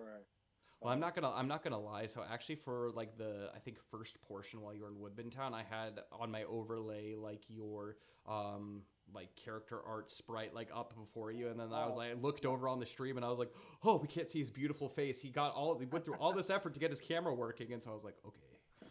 Well, Now no, we can I'm see glad you. you showed what Faenor looks like. At least the people can visualize it Exactly. a little bit more. But thank you all for joining us. This has been wonderful, and I'm really excited for everybody to get together for next week for, yeah. So what is your Twitch name? That's what they want to know. Oh God, okay, you guys are gonna make me open. It's Twitch Lava 'cause Crest, I I think. don't remember that. I think it is Lava Crest as well. Yeah. I think there's something after the Lava Crest, but it's Lava Crest. 187. 187. If there's anything, it'll be the numbers 187. Perfect. So yeah, that's fun. For those of you who are not part of our Discord community, feel free to join our Discord community. It's really fun, pretty friendly, and yeah, good stuff. We also have a sponsor here at Fantasy Forge Studios, and that is DaiSNACKi. There is a couple of days left. You can still get your Sakura boxes, but there are only a couple days left for Hina Matsuri Girls Festival stuff. So that comes in the Sakura box as well. So if you really want that, order within the next couple of days, because after the 3rd, all that stuff will be gone. You'll still get Sakura themed stuff, but not specifically Hina Matsuri. So make sure you get on that as soon as possible so they can go get stuff for those boxes. But also, yes, awesome. Thank you for posting in the chat. So Lava Crest, Yeah. great. From then, I think that's it. We're not going to drag this on too much longer, but thanks everyone for hanging with, enjoying this. Thank you so much. It's so great to be able to have Faenor in the chat. And from then, may the road go on and